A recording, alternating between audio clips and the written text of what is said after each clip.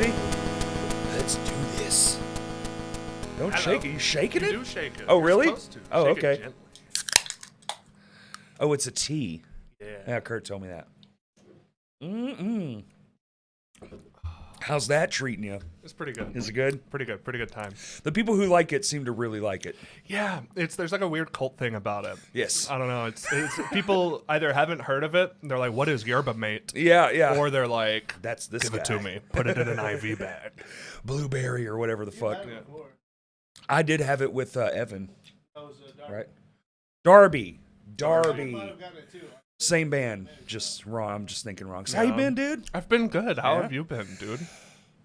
Do we really want to go? Dude, my weekend has been in fucking sane. Okay. Yeah. I'm I don't know interested. why this shit keeps happening to me. I keep having these crazy ass weekends. I think the universe is just like, you tell stories, we're going to give you stories. That's what I've come to the conclusion after this weekend. Okay. What happened? Friday night, I go to the Eyes Up House show. Okay. I'm there early, of course. Who was playing there? Everyone. Who was it? Held Tight? Kurt, who was it? Help me. Okay. I didn't see the show. I just knew it was a good show. I know Held Tight was playing. Hold tight. Held Tight.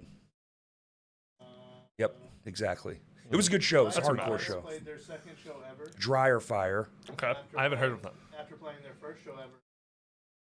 Yeah. Word. Played two shows Back same to night. back? Not the same venue, but I heard they were fucking awesome. Buckhouse played. That's Was so it rad. Violent Pact or were they just Western there? Avenue, Western Avenue. Okay.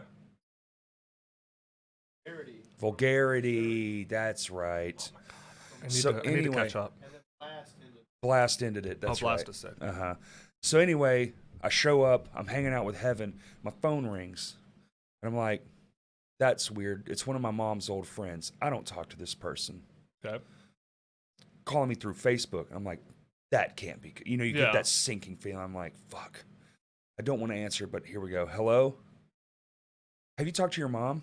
Oh my God, no. Well, she was supposed to be at work hours ago, and we can't get through to her. Her phone's not there. We've sent the police to her house. Fuck. I hang up the phone, and I'm like, and Heaven is across from me. She sees that something's wrong. She's like, what's wrong? I was like, my mom, blah, blah. I was like, I think I have to go. She's like, you need to go. I was like, fuck, man. Get in my car. I race down to my mom's house. She's not there. She's not in the house. No one's around. Does she have like a car? Yeah, she's in my car. So that's actually an important note. She's in Okay. my car because her car's in the shop. So it's a Okay. black 4Runner. And I'm like, fuck, dude. And the cops are there. I'm talking to them all, filling out reports. I had to report. They were like, well, we probably need to make her a missing person, her age, this, that. And I'm like, fuck, man. Okay, give me like 1 hour and I'll call you back. I go to the neighbor. What did you say her? We saw her at 2:00. She's supposed to be at work. I was like, okay. Well, sometimes she goes to Conway first. I'm like, I'll drive to Conway. Maybe the car broke down and maybe her phone's off, right?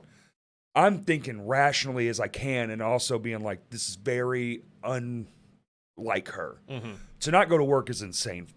Yeah. That's just, I call my brother. Hey, man, our mom's missing. What the fuck? He's in Austin. He's like, that's not right. That's not good. I was like, yeah, something's weird. I'm on my way to Conway to see if I see. I'm on my way home. You shouldn't come home yet. I don't know anything yet, right? Yeah. He's like, I'm leaving now. Fuck, dude. Call her boyfriend. No one has seen her. And I'm starting to like, fuck, man. Yeah. She just had a blood clot pneumonia 2 weeks ago. So Oh. that's probably an important note as to like why everyone's elevated Yeah. hysteria. Like, damn it, man. So I get to Conway, nothing. I'm on my way back. I'm calling the cops. I'm like, hey, do it. Like, I have to send him a photo. I'm talking to him, all this shit. And I'm doing this while I'm driving, and everyone's calling me. Da-da-da. Then her friend calls me back. Hey, a friend of ours left at 4. They saw a black SUV flipped upside down in a ditch. God damn it, dude. Okay. Hang up the phone. I call the cop back. Hey, run my plates. Like, see if it was in an accident. Whatever. Call my brother back. Hey, this happened. Da-da-da. And as I'm almost taking the exit, her phone calls me. And I'm like, Jesus Christ. And I'm just staring at it like, because what if it's a cop? What if it's bad? Mm-hmm. And I put the phone and she goes, I'm okay. And I was like, you motherfucker. Where was she? Dude. So I guess she's just getting old. She just forgot to go to work. She only works Monday through Wednesday. She's disabled. And Where'd she go? this was a Friday, so apparently she had just said yes and forgotten, and she was just at a friend's house, and her phone quit working completely. So then the next morning, I was like, I like got to her house. She is fucking bawling. I was like, at least you know people care about you. She's got like helicopters You out were looking you were for missing her. for 6 hours, and people lost their Oh my mind. God, people are like booking flights. Dude, yeah, I mean, literally. Your Oh one my son's on the way God. home from Austin. Call him. Call your guy. Call these fucking Call and tell people. everyone what you did. Yes. Good Lord. And I'm just in the house like, I can't. I'm. And then I go back to the show, and everyone's like, "Are you okay?" And I was like, "Yeah, it's a whole long story. She's fine." But we did have a search party. Well, I'm glad your mom is alive, and I'm glad your car isn't flipped. Both of those things are good. So that happens, and I'm supposed to be at a friend's house Saturday morning to have like her son is 11 years old. He's 11. He plays 6 instruments already, and very well. Not just, but everything kind of full sized. So he's kind of clumsy just from the size of it. So really, the only thing hindering him is his size.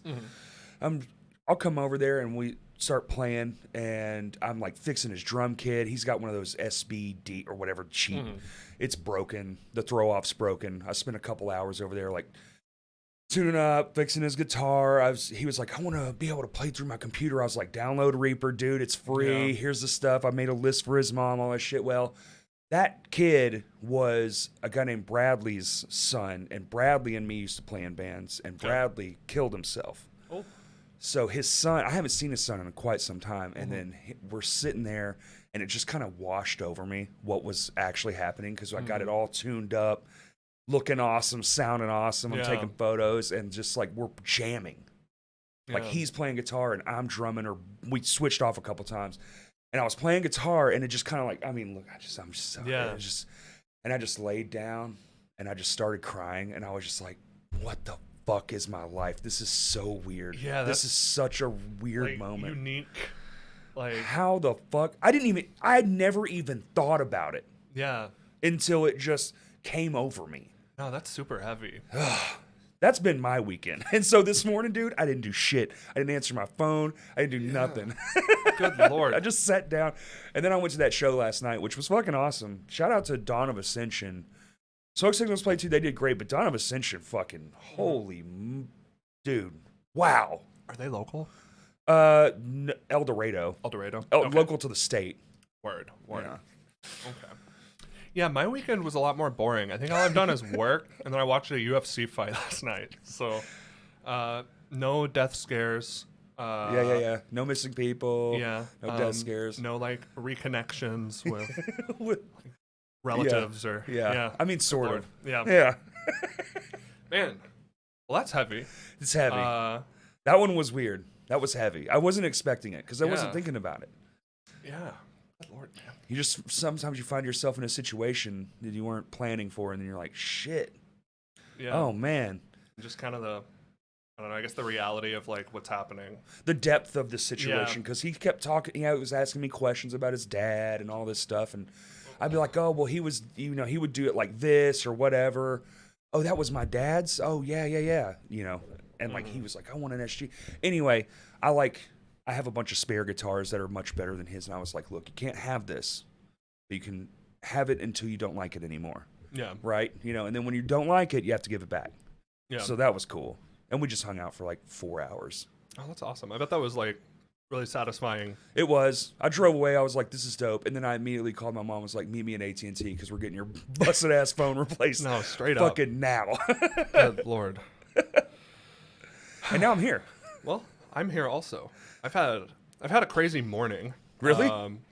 Not really. Just work stuff. We're training a bunch of new people at my store right now. I work at Starbucks. Oh. I'm a shift supervisor at Starbucks, and then I teach like music lessons over at Renown in North Little Rock. Oh, awesome. Good. I didn't know you worked at Renown. I do. Awesome. I teach drums over there. As you should. And I have a guitar student, but I'm way worse at guitar. I don't know why I teach guitar. Just extra pair of hands. Yeah. But yeah, we're training a bunch of people right now. And today I took over, all trainees on the floor, and it was just a nightmare. On a Sunday On morning? a Sunday morning. Yeah, church crowd was not happy. No. Well, they're never happy, mostly. And then I immediately had to hand off to Natalie so that I could come and do this. Oh, my So God. now Natalie is there dealing with it, which that's fun. R.I.P. Natalie. She'll be all right. Dude, what time did you have to be there? Like 5 o'clock in the morning? So no, today I actually, I was supposed to be off, and then I was scheduled like 10:15 to 4 or something, and I was like, I can't do that.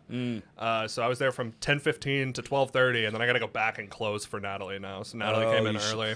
So I you could just come and do switched this. hours. I got you. Yeah. So I was only there for a minute, but it was messed up while I was there. And yeah, I know what I'm going back to, so that's A lot of dishes. yeah, exactly. This is punishment. Yeah, punishment for getting to come and have fun right now. Right. Well, yeah, I'm fun, and I'm sitting here like, yeah, my mom was gone. I said this. I'm just saddening the mood already. No, it sounds enriching. It sounds It's- like you. Well, the mom thing just seems like a. It was a positive ending. Yeah, it was a Yeah. positive. It's all positive Yeah. to both things.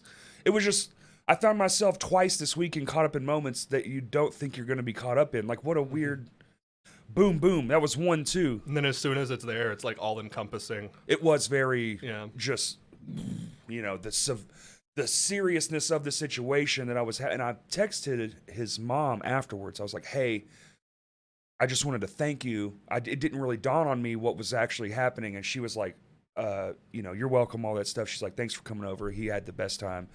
And she was like, "I had to leave the room like 10 times. I don't know if you noticed." I was like, "I just thought you were doing shit." She's like, "No, it wasn't lost on me either." Yeah, no, that's Yeah. pretty heavy, and that's I don't know.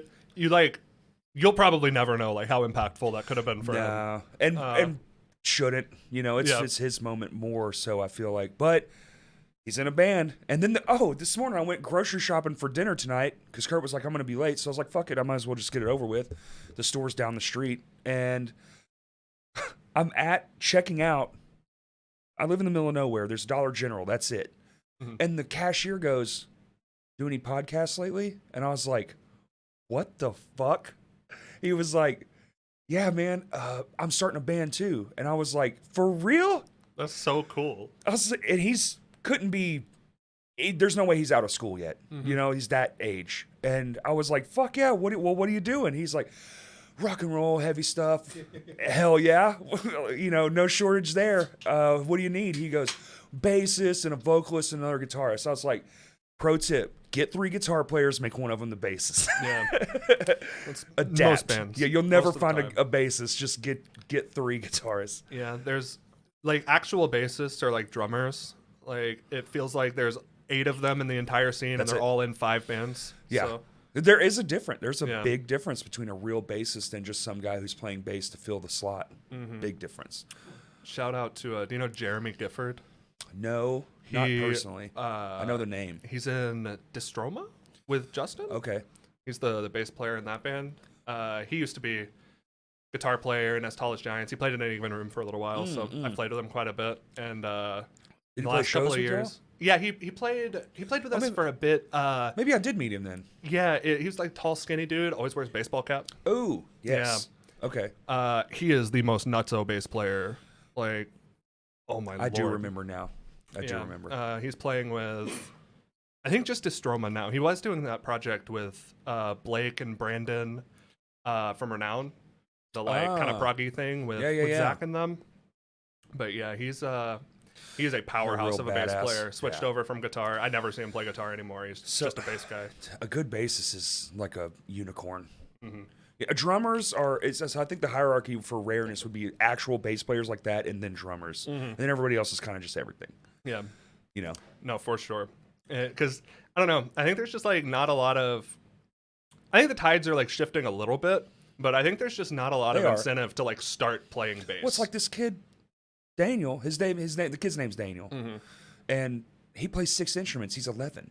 Yeah. And all he wants to do is be in a band like his dad. And he's going to name the band after mine and his dad's band. So he wants to bring it back. That's so sweet. So if anyone has an Annabelle t-shirt, please reach out to me. I would love to get one and give it to him. Yeah. I don't have any. I'd never kept any of my own band's stuff. Yeah. That's all I wear. Really? Yeah, I just don't own clothes You're mostly. just decked out in your own shit. Like, just I'm here to party. Got an any given room hat. It's just the only clean T-shirt I have. Plus, Dylan makes cool merch. So now Y'all that I have don't make our awesome merch, it's really good now. So. Yeah.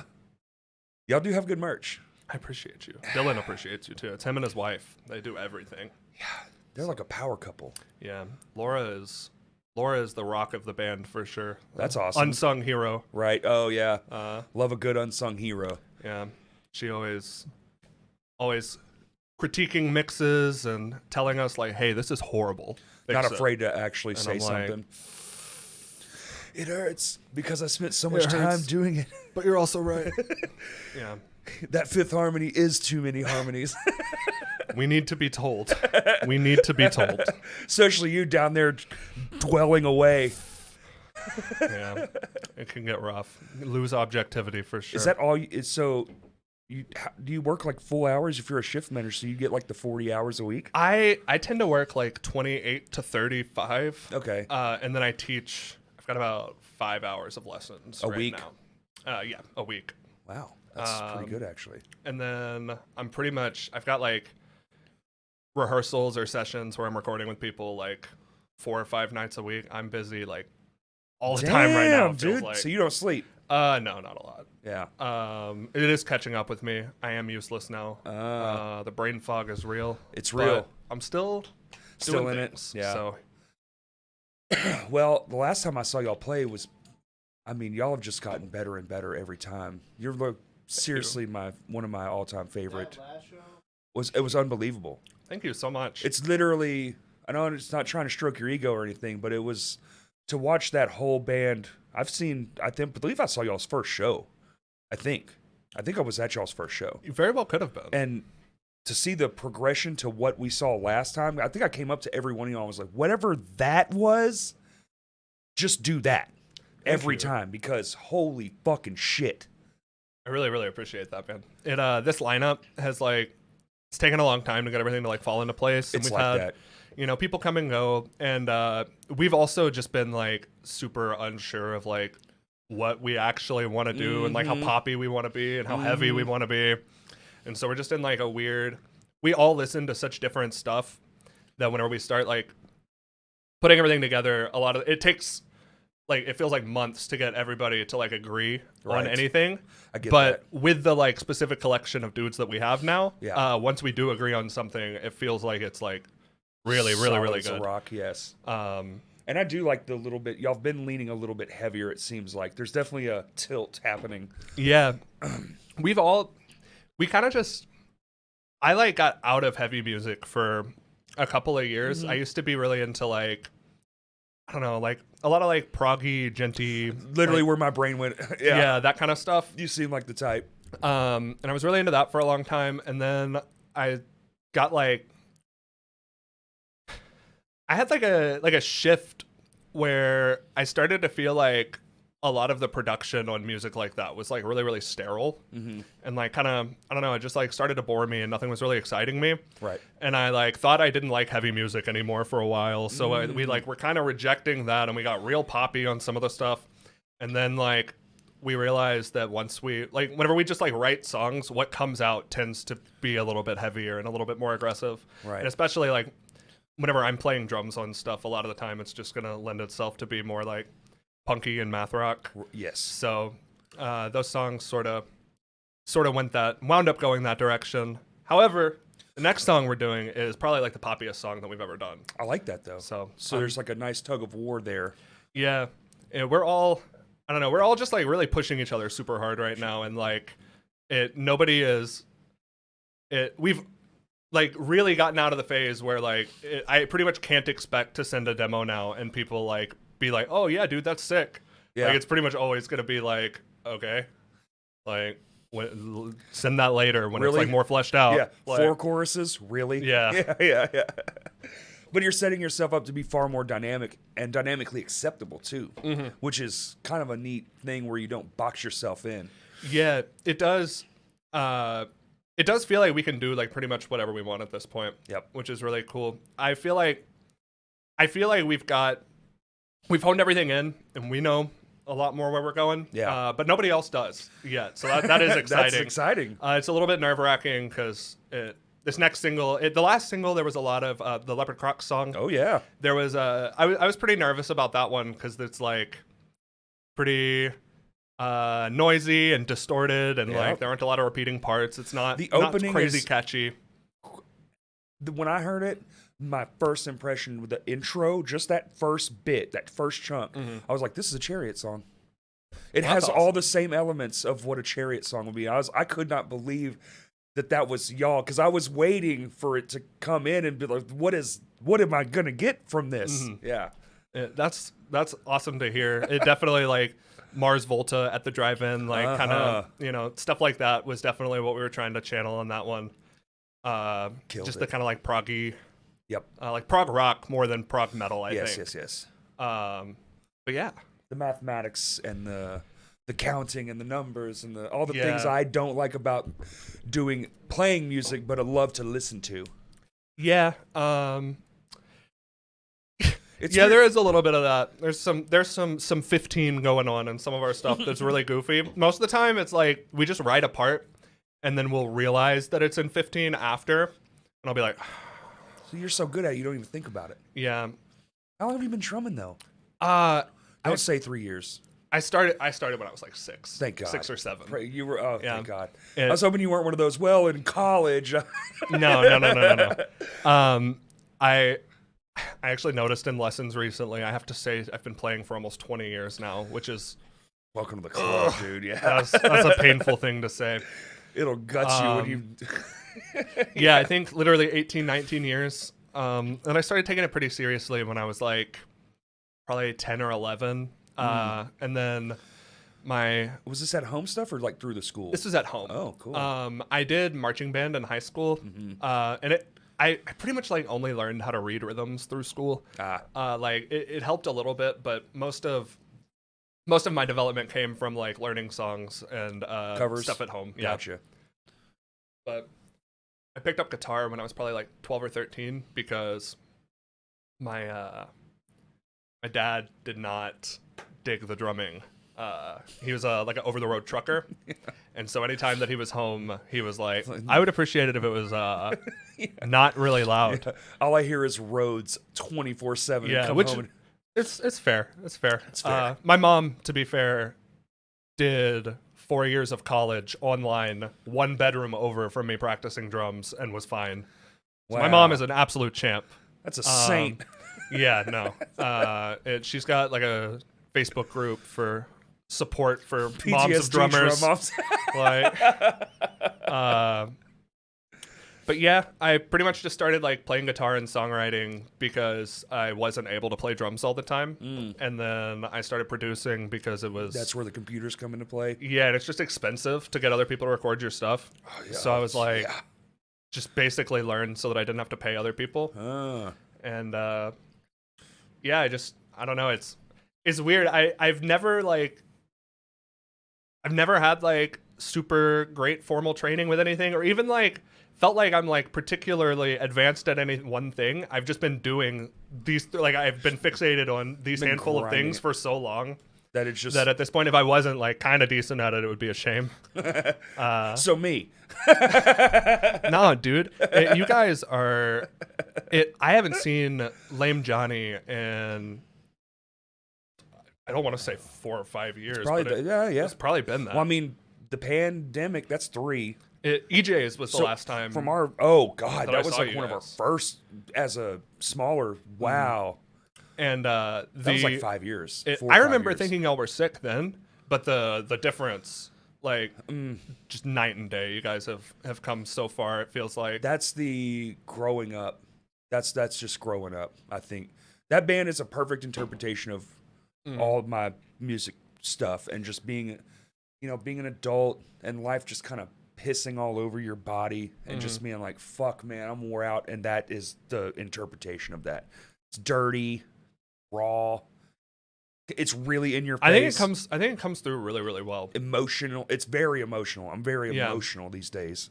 I super dig it. That set was really crazy.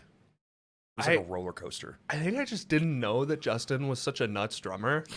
But That throws a lot of people too. The yeah. whole set, I was just standing side stage, like, yeah, and because he's I'm just broken now. yeah, I'm just so Yeah. used to him. I'm just so used to you guys doing Mm-hmm. the other thing that you as a frontman and Justin playing drums. I was just like for 20 or 30 minutes, however long y'all played. Yep. It was incredible. Thank you. That set was actually really special. I couldn't believe it. I to be honest, I never thought it would. After his car crash and all the stuff, and then the pains in his arms and his legs, and I was just like, man, we're probably just done. And then it just got brought up to us, and I was like, do y'all even want to, I was kind of like standoffish a little bit. I was, I wanted them to have the option because I want to do it. I know I want to do it. I love that band. And they were like, yeah, why wouldn't we? And I'm like, oh. Cool. Oh, okay. Well, Yeah, y'all why want to do wouldn't this we? show in, like a month and a half? Sure, we just got to practice the songs. We only had like 6 practices. We went for 3 years. We didn't play anything at all. Yeah. And then 6 practices, and we were able to pull that off. I was very happy. I mean, that is impressive, but it also like makes perfect sense as like locked in as you and Justin are. Yeah. That like you guys could pick up any batch of songs came and probably right perform them back. that quickly. There's only 2 songs that we didn't play that were new, and we still can't figure out all the bits about them. Only 2, but everything else just came flooding right back. Word. Yeah, I couldn't believe it. I'm really glad the Schiller back to gigging. Yes. I'll need to play some more. I think I don't know. Have we announced that one? No, No. I don't know why. I think we could probably just talk about it. I don't know if we can. okay. I haven't heard anything else. Okay, well, there isn't a show that we're both playing together on July 7th Yeah. at Vino's. They actually just asked me the other day, and I was like, I have no clue. I have heard nothing since we said yes and that we want to be first. Yeah. Because that's our whole shtick. Well, cool. Whatever. I'm excited. I'm excited too. I think. I'm so like wrapped up in my other band right now that I keep forgetting. Other that band. I have another band. Breaking news. Yes, we're playing with Your Arms Are My Cocoon Okay. at Dedicated Arts. We're called Ultra. It's like an electronic project that I'm doing with Natalie Yingling, the Okay, vocalist yeah. from Lap. No, I know Natalie. Explain. I have to know more. I guess I haven't like told. I don't even know if Natalie knows this, but I've been a huge Lap fan for like 2 years. Fair. Basically, since they like first started, I've been like just watching them because I just always like dug what they were doing. Yep. And I could tell like the type of band that they were from a distance. Sure. And I could just tell that Natalie seemed like a genius. So I went and saw them in July at Pizza D's. Met Natalie there. And my partner, Ollie, is a shift supervisor at another Starbucks and worked with Natalie at the time. Keeping it in the family. Yes. Yeah. And all Starbucks shift supervisors know each other via like 1 or 2 degrees of separation. Like all of them. Oh, you know Kyle out in California? It's my third cousin. Yeah, actually, I don't know Kyle, but Cedar knows Kyle. Yeah. Yeah. So, no, but so I was just a huge fan of Lap. And then Ollie worked with Natalie, and I was like genuinely every musician in Lap is just like broken, like so good at what they do. Yeah. I find myself watching the drummer more often than not. Cash. Yeah. Yeah. I don't know He's why. I think it's just because my drummer brain. He's also distracting. Like he Same is thing with distracting. y'all. When I watch Any Given Room, and I still find myself just going, Well, that's because I'm trying to play louder than everybody else, As you so should. that everyone pays attention like a to good me. drummer. No. We're all narcissists. We know it. And I literally get up there and I'm like, you guys play to me. Yeah. I'm in control of the Me. tempo. Yeah. Everyone pay attention. No, I think it takes a little bit of narcissism to be a drummer or a vocalist, for sure. A little bit. Bass players, you think cannot be a narcissist. I think you need it, though, because otherwise, what are you doing in that role? It's pretty overwhelming. No lie. I played every situation in a band. When I did Lame Johnny for the first time and people came up to me specific, like with questions, I was like, oh, I got it after one gig. why some vocalists are the way they are. It changed my view completely. It really is vastly different than being the guy in the back, because the guy in the back wants the attention. Look at me, god damn it. Yeah. You don't even give me the attention. I'm the backbone of this fucking thing, and you don't even know it. Yeah. You know? They don't even know that I made the backtracks that I'm triggering off the laptop. They don't even know. I programmed that tambourine. I'm the one that was at Home Depot for 7 hours staring at the lighting. Like, trying to figure out a stage ensemble. Nobody even asked me what 808 I used. No, It's so true. I definitely feel it. So anyway, sorry, I didn't mean to cut you off. No, but- you're totally fine. But basically, I had been like a huge fan of Lap, and I was like, I want to make music with Natalie. Fair. Because she does like all of the sampling and like synth design and stuff. She does crazy like sound design and Lap. Yes. Man, if I was in a band with everybody I loved, oh my God, I'd be in 1,000 bands. Yeah. Yeah. But I've always like been in rock bands and metal bands, and I've never really known like a lot of other producers. So just knowing that she did that stuff, I was very interested. And then I'm working at Starbucks, and one of our shift supervisors leaves, and then a spot opens up, and Natalie interviews for it and gets a job at my store. There you go. And so pretty much as soon as she was there, I was like, hey, you want to come over and make music? And she was like, okay. And we literally pretty much can only ever work after we both close together. So most of our sessions run from like 11 to 4 or 5 a.m. Oh my God. But in 3 months, we've written almost 40 minutes of music. That's Which is, awesome. like- Capable music. Yeah, 40 minutes of like, We're proud of this. Yeah. Let's show it to the world. Wow. which is super, super cool. I've never done that That's an insanely short amount of time. ever. And I think that part of it is that it's just the two of us, and we're both into so much of the same stuff, and like have really similar brains when it comes to like sound design and sampling and stuff. So it's really easy for us to get a like piece somewhere where we're both really happy with it.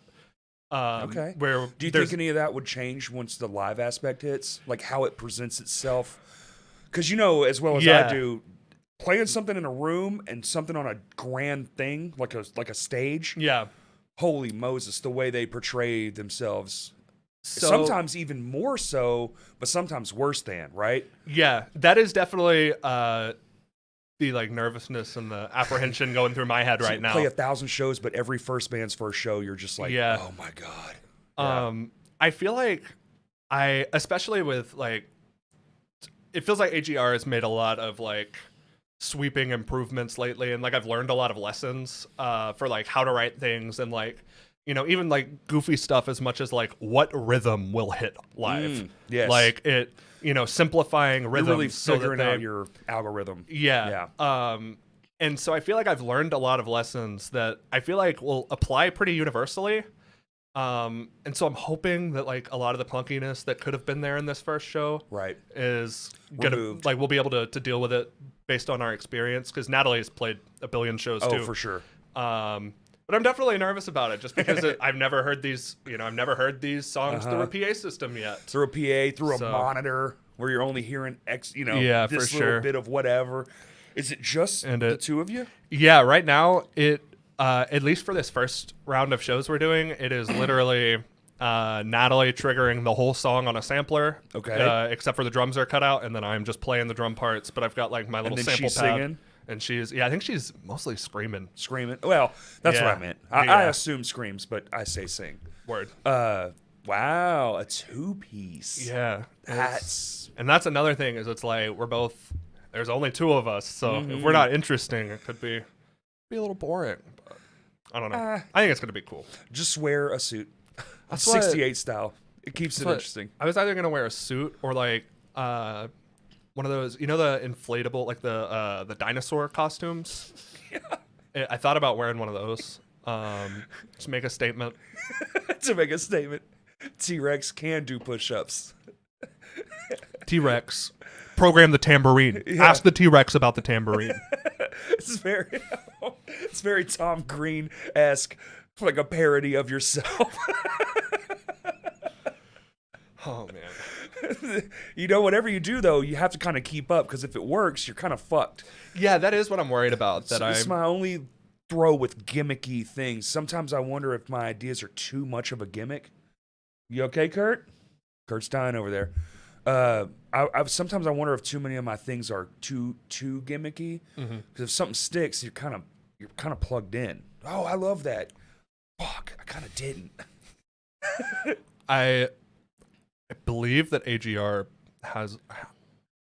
I don't talk to people. This may be on the hush information, but I think we're playing a Halloween show, and I think we're all gonna dress up as like WWF wrestlers. That's so fucking awesome. And if that doesn't stick and become a perpetual AGR gimmick, I'm probably gonna exit the band. Yeah. I feel that. I feel that 100%. Same thing with Shinfo. We should all dress like we just stepped out of an 80s rock video. Yes. Yeah. Like Poison. Dude, yes. You guys had the like leopard print spandex. I was just going to say the teased your hair guitar, up. you know, the guitar with the vibrant hot yellow and pink fade. Yes. The Charvel with the fucking with the Floyd Rose. Unironically, that would be kind of rad though. It would actually It would rad. actually be pretty Yeah. sick. Except I don't know how to tune a Floyd Rose and I hate those things with a burning passion. I got it was a Kirk Hammett custom. One of the LTD ones. Sick. Yeah, and I think With the skull and crossbones. yeah, on I the- think it was yeah. I think it was great. And then I broke the I was like 13. I broke the E string, and then it was never the same again because I like tried to fix it myself, and then just every string was like a different tension, and then I eventually just sold it. Yeah, I had one. Floyd once. Roses are too smart for Dude, me. yeah, way too crazy. I don't even understand it, to be honest. Yeah. What is the point other than doing dive bombs and being able to go the opposite direction of a tremolo? I don't get it. That ain't me. Admittedly, I'm a bad guitar player. I'm sure good guitar players have uses for them. Bad too. However, Johnny for is me, simply rhythm. yeah, I don't get anything out of it. That's my whole. That probably was a hindrance for me, but in my early days of guitar playing, when I was in high school, I had this like thought of performance over profession on the thing. So in my mind, if I could not move around, I just wasn't worth playing. So I just never learned past a certain skill level, and it basically stayed that way for a long time. Word. I can kind of see that though. Like, not necessarily in you, just that thought process. I mean, Right. where it is like, you know, if I'm not putting on a great performance, and like, I guess I have seen a lot of bands where I've been like, wow, they sound amazing. Dance Gavin Dance comes to mind. They just where stand there the They whole sound time. excellent, and they're Yeah. just like standing there, and I'm like, okay. Except the one guy, the screamer. Yeah, the he's, screamer He's dude. moving around like crazy, but everyone else is just. It's so ornate that you're stuck by default. Yeah. You can't be doing this and being, you know, it's just not Yeah. possible. You got to pick one or the other. But both are cool. But I prefer performance art over Yeah. the playability of the thing, because Between the Buried and Me kind of strikes me that way. I've seen them a couple times live, Yeah. and it's just the same thing. They're doing so much, they have no option but to just stand on a box and do the thing. Yeah. In my mind, I like the chaos of it all, and I'm just like, well, I could just listen to the CD and get the same. It's the same. Yeah. I don't correlate the difference in my head. Yeah, I also this is just a nitpick. I'm just hating. But like it feels like a lot of the time whenever you have music that is so complicated that you're having to like stand there, the backtracks are doing a lot of stuff anyway. So it's like I already am listening to the recording and now I'm just watching you stand there play it. So it's like yeah, I don't know. That's This kind of is just like an album. yeah. It's like revisiting an album yeah, this is like in a live setting. This is a progressive metal nitpick, I guess. But also, I like electronic music, which is a genre full of people pressing their space That's all it is. Yeah, So, just hit fucking play and then scribble with what you did prior. Yeah. Yeah. I can't hate too bad. Yeah. Everybody likes everything. Mhm. It's just my version of it. It's like, well, I would rather watch Blast. Honestly, inherent, like my friends, they're awesome. They have one crazy ass live show. Moonmain, same way. They're just bonkers over going to a show and watching Between the Buried and Me. I would much rather go see them. Yeah, I'm very much in the same. I don't know. I guess the same stage of like my music enjoyment. Yeah. Where it is like people like Violent Pact is a great example. Yeah. They like I think they had like 1 or 2 recorded songs. Two. I think it was Yeah. two. I think it was two. And like I was like talking to them, and they seemed honestly pretty. It was like their first show, and they seemed like It was their super first show. super You talking jittery about and Full nervous. Moon? Yeah. And then they like went out, and I think they opened with like a corn song. I don't even remember. It was Blind. Yeah, I don't remember what they played. It didn't matter because they were just like just the energy and the like. Yes. Their presence and the air that they had about them was everything. So, admittedly, Korn is my all-time favorite band. I All-time favorite band. And I sat down, and everyone knows this about me. We're at Full Moon at the show, and I've been running around, I'm sweating. I sit down. Because you had just finished playing. Literally, I just sat down on the couch in the back, and I hear ding, ding, ding, ding, ding, ding, ding. And everyone looks at me, and I go, God damn it. I get it right back up. And then after the show, they were all like, tell us honestly. Choreo, tell us honestly. I was like, I'll tell you honestly. What do you want to know? How was it? And I was like, first things first. Next time you do a Korn cover and you don't fucking tell me, we're going to have issues. Yeah. and then after that, I was like, y'all have already got the songs. Honestly, everything was good. You just need more time on stage. That's it. Yeah. That was my one critique. You've already got it. You already got whatever it is you got. Y'all sound is your own thing. It's already original enough. Like, just keep doing more of that. Yeah. Yeah. And they specifically, like, being able to get on stage and having, like, and I guess, like, your band having, like a palpable identity on stage. I guess, like, a lot of the time with newer bands, it feels like just some guys getting up there and they're sort of awkward and they don't know how to stand. And like, and it's totally fair. Like, it's normal. Everybody goes through that. We all got to learn the ropes some way. Yeah. And Violent Pact just got up there and like immediately owned the stage. Yes. And they've all been around. They see what they want. They know what they want. So when you come together, that makes that part of the journey a lot easier. And when you can command attention, so it's all about commanding attention. What whatever it is at the end of the day, look at me. When you can do that right out the gate, you're already winning. Yeah. You've already found a thing that works. Super strong, like, vision and proof of concept going into it for sure. Oh, proof of concept. I love that idea. That's why I want to do 1,000 projects, because I have all these ideas. I'm like, well, it could work. Yeah. But you don't have the time. That's why if this could just be my full-time job, I would have the time to be like, well, let's run it. Let's just see what it does. See what happens. What's one time going to fucking hurt, Yeah. Yeah, I feel like as I, like, get older, every project, I was actually kind of just chewing on this, but, like, it's felt for a while for me, like, literally everything that I make or write, like, has to be, this is a thing that's going to come out. This is a thing that's going to be a product for this person or this person. This beat is going to go to this rapper. Right. This, this piece of production is going to go to this person. This is an AGR song. This is an Ultra song.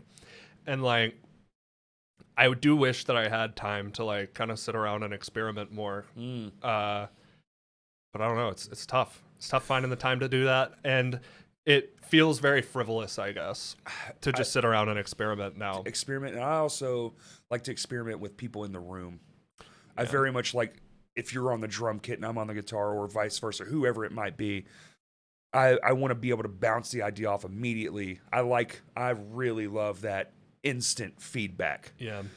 I don't like sit down, record a thing, computer, phone, whatever, send it off, wait till they see it, contemplate, blah, blah, blah, and it's... Yeah, that is so what most of my creative processes are like, unfortunately. Yeah. I hate it, too. Like, I like, logistically, that's kind of how it has to be a lot of the time. I think with the modern era, it's almost, unless you have the capability of getting it on, like, a Zoom, where everyone's kind of live streaming to each other. Yeah. It's pretty tough to do, though. Even then, you're dealing with, like, latency. Yes. And, like, it just doesn't feel the same as, like, having another human in the room pushing air with you. That's what the movement, moving the molecules around, even if it's just a thought or an idea. Yeah. No, I completely agree. I spend a lot of, like, my creative time on my own, like, tweaking mixes and doing, like, production stuff, and it's so I think that it's like simultaneously harder. I think it's a lot harder to commit to stuff whenever you're by yourself because you're never sure if it's like a good idea. And you've never got somebody like validating or, shitting on your ideas. Right. Like it's good to have somebody really in the is. room to be like, like, I don't know. Your ears aren't, that's a little. Natalie has honestly been so amazing for that because we do like a lot of I guess our band is kind of ultra. It's like do you know Death Grips? No. Okay. It is very aggressive, like heavy electronic music. Okay. But we're using electronic sounds more or less like kind of trying to write like punk songs or Interesting. not, I guess punk song might be too loaded. We're writing like alternative rock and metal songs ish, Right. using like electronic instrumentation. Okay. Warbles and But that beats sounds cringe. I don't know. I'm trying to visualize it in my Yeah. brain, but my normie brain when it comes to those things, the only thing I can think is like Skrillex, but with instruments, because he has those aggressive. Yeah, honestly, the sound design and the distorted sub bass and like low end. It's so frantic and that Yeah. that There's more overlap with dubstep than I think I would like. We're not that dubstep. Hey man, put your shades on and fucking get with it, brother. No, but yeah, Natalie is just really, really good at instantly. Like, I'll have an idea and I'm like, oh, this is hard, and she's like, Actually, no. Actually- Soft as fuck. Yeah. weak. Yeah. But yeah, it's just really, I don't know. It's almost having somebody there to shit on your ideas makes it a lot more validating whenever you do feel like you have a good idea and whenever Absolutely. they are like on board with it. Especially if you respect that person. Yeah, it feels like it speeds up basically like every Yeah. aspect of creativity, having even one person that's not necessarily as involved. Most bands, there's a collectiveness to it all, but there really is like one or two, the core. The core comes from one or two people, sometimes three, but that's pretty rare. For sure. It's mostly just people adding in their thoughts and ideas, but the instantness of it, even if it's that one other person in the room, oh my God. That's why I always like me and Justin in a room together. If it's not made that day, it probably wasn't meant to be. Yeah. Because we're so connected in that way, where if we're just not feeling a thing, if it doesn't come out in that moment organically, I can't tell you how many times we've been at practice and somebody's like, when'd y'all write that? And we're like, we're just playing music right now. It's full on telepathy. I don't know. It's just 15 years of just, constant sending for sure. looks and moves and motions, and we can just read each other now. Like when his hand does a certain thing, my brain automatically knows he's going backwards. Like, let's go here. And almost always, like sometimes we fuck up, but 99% of the time, it's like why are we not recording this shit? Yeah. No, I definitely have gotten into that flow state with a handful of musicians. Flow state, that's the word. Steven, Piano Man in AGR and I. Badass. Him and I have been in AGR the longest. I love how casual he is. Yeah. He is Like even on stage. he is a monster. It's really funny to watch him play too. Yeah. But him and I have been playing together for like 6 years now. And Damn. there is just we can do these like he's a percussionist. Yeah. So like we've got these really funny anytime that we're jamming where we'll rest for like a bar and a half and then we can just like look at each other and know like pop Yeah. pop pop and we can just do that, like just go at each other. Like I don't know why or how, but it does feel like telepathy to an extent. Like Do y'all count it out? no, You we're just just go. like literally just sitting there playing and we're just like pop pop pop. That's funny. We do something very similar, but everyone in the room picks a number. Oh. If we finish and the finish is really cool and I'll grab the cymbals and I'll just look around. That's like usually, or Justin will, and someone will go 2 and then we'll da-da, and someone will go 5, da-da-da-da-da, it's just, and it just happens so naturally and it's all the time actually. Yeah, I feel like I can't get the other AGR guys on board with stuff like that. They're like, this is dumb. Hey man, we already did the thing. Hey man. Next. Can we like run the song? No, not really. It's supposed to be fun. It is fun. We're having fun. Honestly, I'm the lamest, like by far in the band. I'm the stickler. yeah. Yeah. I've chilled out quite a bit, but there's something to the business of it. You know, there's you need gotta one be guy keeping the reins. yeah. There's got to be someone doing it. It fluxes between Dylan and I. I think like 70 to 80% of the time it's me and AGR. And then sometimes I'll just like stop answering texts and they're like, hey, where's this mix? And I'm like, I've been playing UFC 4 for 48 hours straight. And they're like, and I'm like, but mute. Yeah. Dylan is pretty good at keeping me like going and motivated on stuff. And, he has taken on like a huge bulk of the songwriting end of things. Really? Where I'm more focusing on like the production and like the sonic vision of the song, and he's kind of writing like a lot of the guitar parts and a lot of the more like verse chorus stuff. Yeah.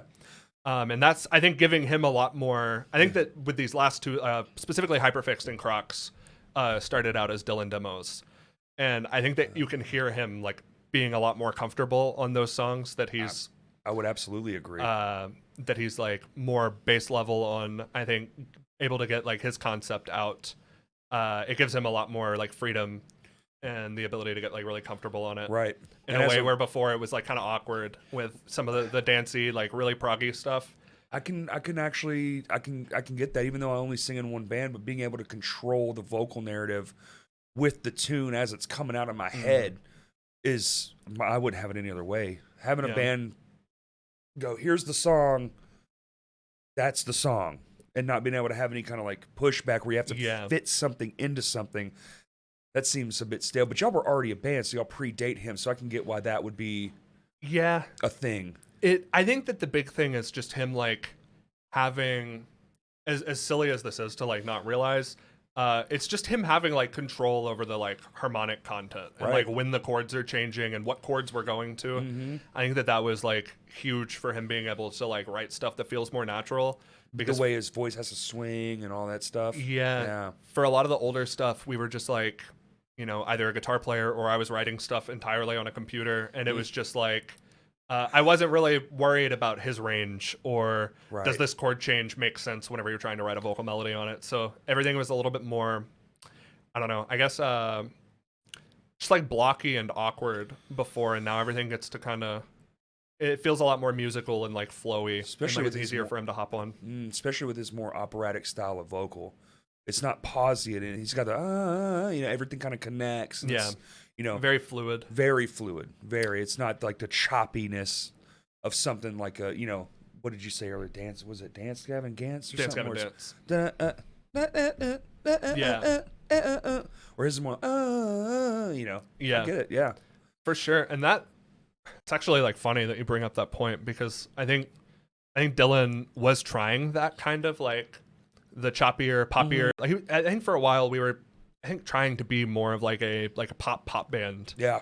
And we just sucked at it. Like everything we wrote was too heavy. Well, you can't force what you're not, man. And we'd be like, let's write a pop song, but let's not put any repeating parts in it. And so it was just weird. I mean, writing a metal song with no repeating parts can be hard too. To make it a good song, that's tough. For sure. It can become like riff salad really fast. Riff salad, and people just like repeating. They want something to. The chorus is the attachment. The bridge and the chorus are the two most important components to all the songs. For sure. The last two singles we did, I think, are pretty funny, because I think the Leopard Croc song is like my favorite thing we've ever done. But Hyperfixed got so much more like traction, and people know that one. Yeah. And it's definitely because there's a chorus with repeating parts in Hyperfixed. It's a song, and not just it has recognizable parts as well. Yeah. Like the parts of the song themselves are also recognizable. So, yeah, I don't know. It's a big ask to be like, hey, come on this 3-minute non-repeating journey with me. There's lots of static. Do you also have ADHD? You will love this. Yeah. For sure. But yeah, between think these last handful of songs, and then working on like I've worked on a lot of the Salon Blonde material, Right. and I did a lot of the like production on that, and I've honestly like just learned a lot from those kids because they're just weird geniuses. Right. Right. They're all like 18, 19. Yes, I'm like, aware. That's like half the bands right now, and it blows my fuck. It's awesome. Yeah. I can't believe it. I can't believe that 10 years ago I'd been like, it's fucking dead. It's all gonna die. Yeah. It's just gonna be me and a couple of my friends left. It was weird. Me and Ben from Census were like the two youngest dudes in the music scene forever. I believe that. For so long. And I was like 22 when I was the youngest guy. Yeah, exactly.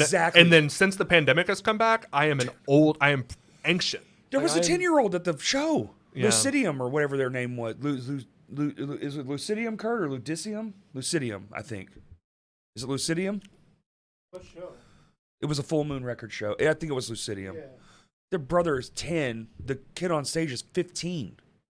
Incredible. Yeah. Was that like 9th grade? 15? Yeah. Was that like 9th or 10th grade? grade? 8th? Yeah, what the fuck? Yeah. Pretty nuts. Them, and then shout out to what are they called? Zashed. Oh yeah, of course. Oh my god. That new EP they just dropped. Oh my god. Dude. I was honored enough to be able to be invited to the studio and listen like the recordings and stuff.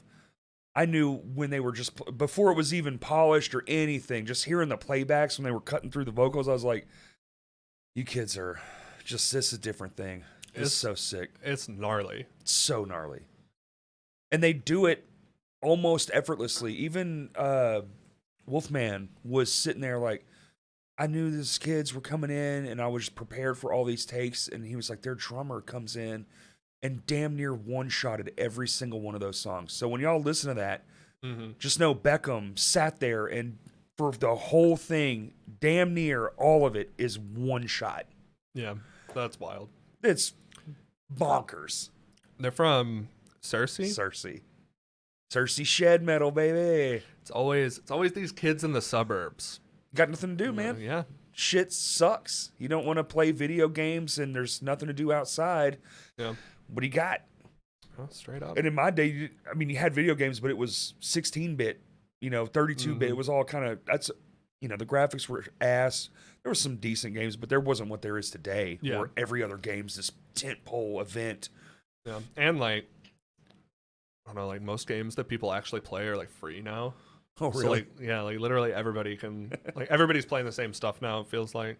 I think that's, one game comes out and everybody's like, woohoo, and the internet, that's all they want to talk about is this one game. That's crazy. Yeah. But you better hope there's not another one coming out the next week. I still haven't played that new Zelda game, and I feel like a clown. No. I haven't even played the original one. I've only ever watched it. It's beautiful. I really like the first one. Breath of the Wild? Yeah, it was pretty cool. Yeah, pretty good. Yeah. Yeah, I don't know. I don't play enough video games to like have a super informed. Dude, I play like 4. Like Crash Bandicoot, Mario, Mortal Kombat. Platformers and fighters, like Street Fighter 6, I really want to play. But that's it. Yeah. And I love Mario Maker. Mario Maker is rad.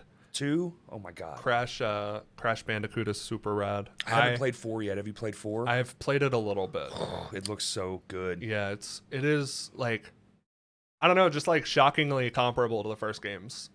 It's like they never stopped. Yeah. In the end, if you beat the game, have you seen what happens when you beat the game? They partnered with a bunch of artists and you replay the levels, but in a different artistic version. Like one of them, you paint the level. It's in black and white coming at you, and behind him gets colorized by what you touch. That is super wild. It's amazing. Yeah. It feels like there's like a lot of love in that project. Like they really, really liked the original trilogy or whatever. Yeah. But yeah, I really liked the like PS2 platformer, like Ratchet and Clank, Jack and Daxter, Spyro, all that stuff. And I don't know, I'm just not super into like online shooters, and I'm also like a very solitary gamer. So I feel like I'm play by yourself. Yeah, I like to just play Minecraft by myself. And that makes sense. I don't know. I'm really bad at I think I get overwhelmed when I'm playing like team shooters, It and I feel like people are like relying on me. I'm like, I'm sorry, guys, I'm bad at games. makes a lot of sense. You're good at taking negative space and just making something in it, like a computer in a song. Here's this blank void. Let me fill it with something. Minecraft's kind of the same way. Here's this. I always feel really pretentious when I make that point, but I do notice that. Yeah. I am like, Minecraft feels like it's like Logic but simpler. Yeah. I get that totally. But yeah, I don't know. I tend to like, I don't know, like sandboxy stuff where I get to noodle around and don't have like an actual objective, I guess. Yes, I get that. But Like the longness of it, and it can be as long as you want or as short as you want. It's subjectively yours to control. I get that. And then now they got the new Mortal Kombat. Did you see the new Mortal Kombat? I have heard about it. Oh my god! Mortal Kombat 1? It's resetting the whole thing. It looks unbelievable, but go. not Getting Doctor available Strange on a involved. single console. I know. Yeah, you gotta get the Fuck, PlayStation man. Yeah, the 5. 7 pre-order.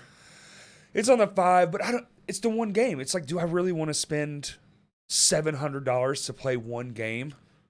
Kind of. Or do I just? Yeah, I kind of do because I really love Mortal Kombat. I bought a Switch for Mario Maker 2. Yeah. And and then I didn't know Donkey Kong that Freeze one was on there. Freeze. But I bought that too because that game rips. That game's awesome. That game was really fun. But other than that, I have 2 Switch games. I think the only reason I want a PS5, or like, I almost broke down and bought one when Elden Ring came out. Because I do really like the Dark Souls It games. does look pretty too. Like the graphics are unbelievable. And I'm still rocking a PS4. Yay! And Same. Elden Ring runs like garbage on there. So I can't even play it. So I'm just like, I've beaten all the Dark Souls games. It's like my favorite franchise, and I just don't get to play the new one. Yep. Because I don't have a PS5. Don't So have that's the cool. power. That's cool. Yeah, I think they do that on purpose. I think they do those co-releases To on hurt those me. older platforms to be like, see how shitty it runs on yours? They're like, We didn't do the port good. the PS4 version comes with the PS5 version. That's right. So when you get your PS5, you've already got it. And now I'm like, I already own Elden and Ring you're on already PS5. sucked into the I've already thing. got it. I've already got it for PS5. If I get the PS5, I already have Elden Ring, and I can just play Elden Ring. Yeah. And it works No, they every do. fucking time. I'll buy one. I know I will. September will come around, and I'll see all the people. Oh, Mortal Kombat. Oh, it's so good. And I'll be like, God, dang Still it, get it. man. Fuck. And I'll find myself at Target spending $700 on a console I'll use 10 times. Yeah. I'm not a fan. Not a fan. I think they should make the PS4 modular like PCs, where you just upgrade the graphics card to the PS5 one. I've always wondered why that's not something that has come out. Like even a PC, a computer maker, why wouldn't you take that and shrink that down to a modded, like a concept of a console? Is Steam Deck kind of that way? Can you mod the Steam Deck? No? It's all soldered together. Is it really? It's all on board? Well, that makes shit run faster, so that's Yeah. it makes sense logically, Well, but you have to understand too, like the PS4, PS5 when they first come out, they're losing money. because the they're playing the R&D, long haul, the $1 billion they spent to We're research putting it. a huge graphics card in this that's more expensive than what the console is. But we know eventually we're going to sell 1 billion of them. Right. Yeah. I get it. I mean, I get it, but it's like, damn. But they tried it with cell phones. It didn't work. Nobody wants that shit, really.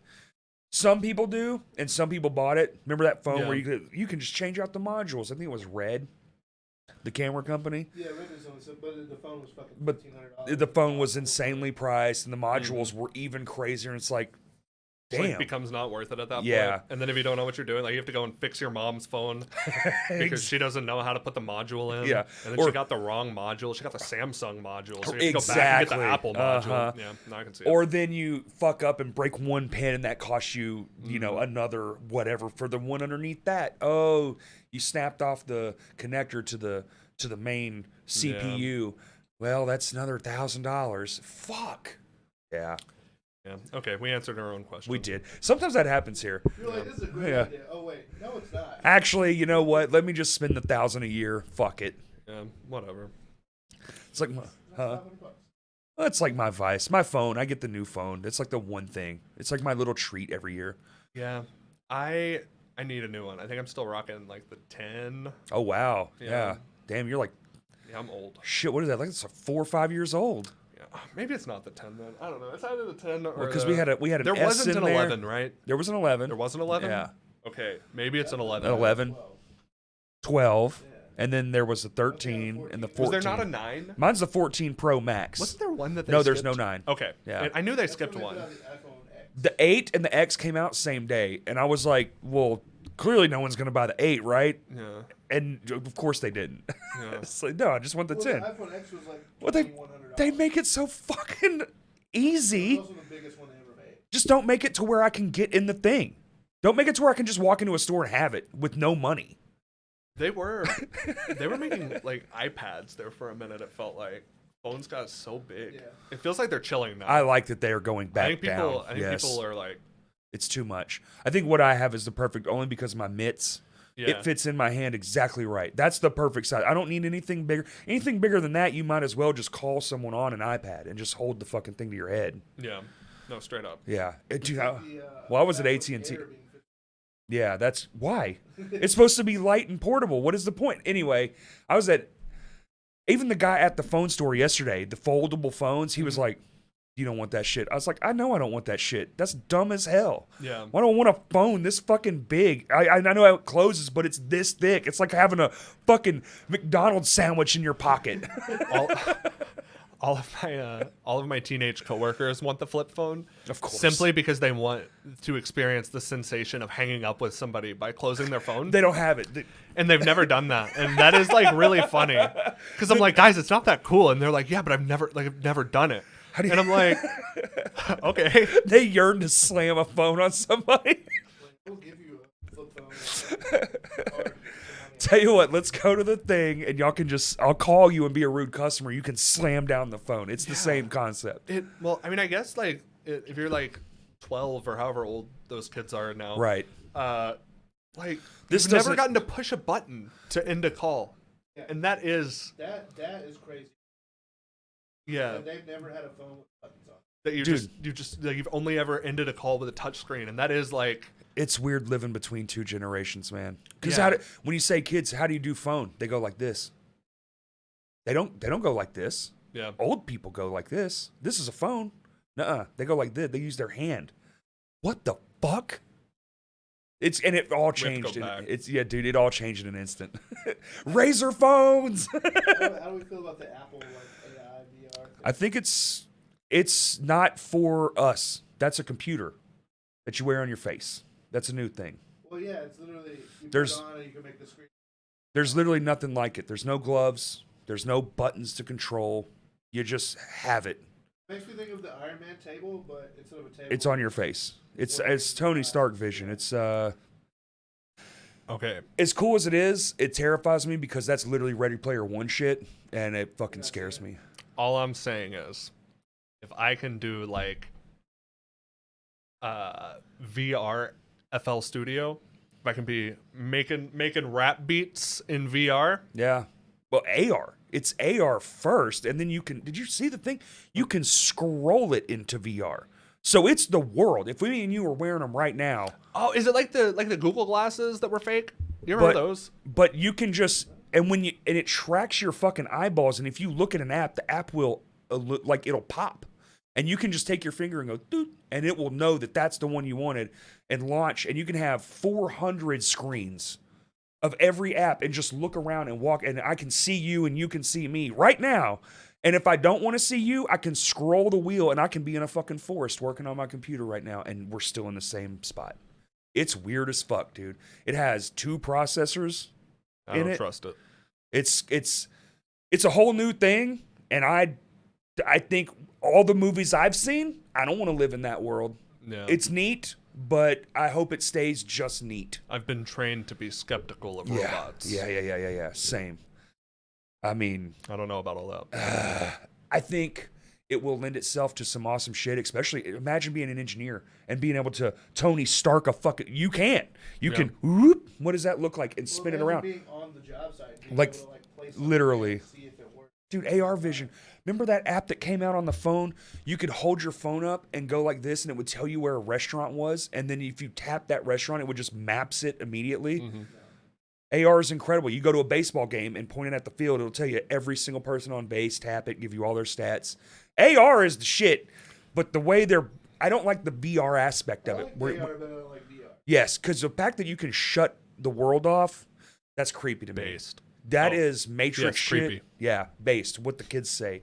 Is it Cap? That's Cap. Or is that good? Fuck, man. I'm no good at this. I think Cap is good. Cap is good? It's no Cap then. Oh. No Cap. I like the idea. Yeah, Cap is. Oh, then I'm capping. You're capping. Yeah, I'm capping. Because really, you love VR. No You're actually a VR shill. No, God, no. No cap means like this is.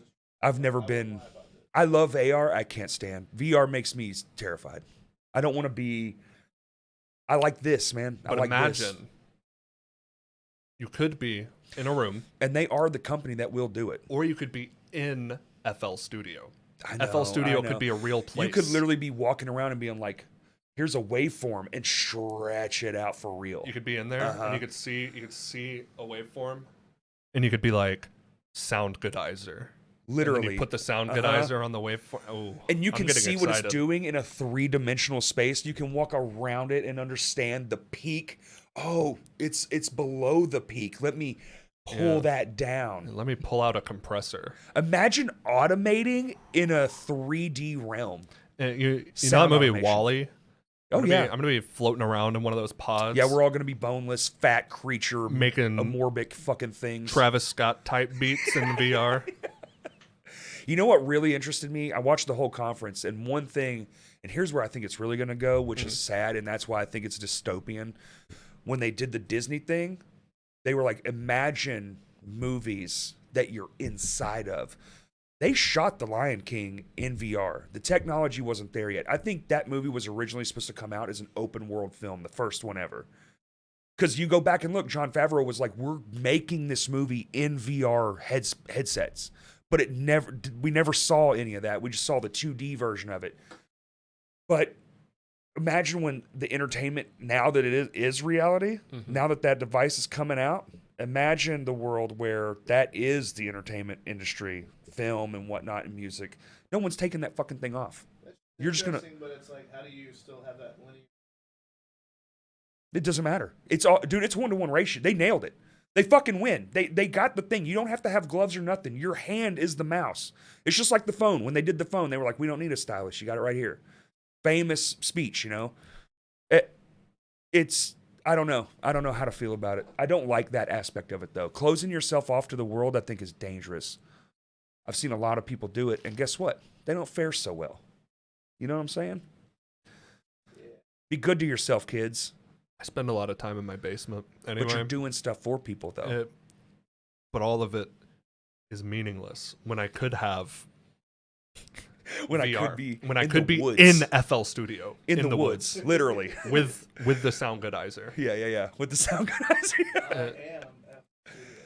If they could just make little, like the haptic gloves and like vests and stuff. They got that. I need one of those so that I can feel the sound goodizer. Right. Oh. I need to know what the sound goodizer feels like. You're gonna turn into the lawnmower man, but like for music. You're just gonna be immersed in this.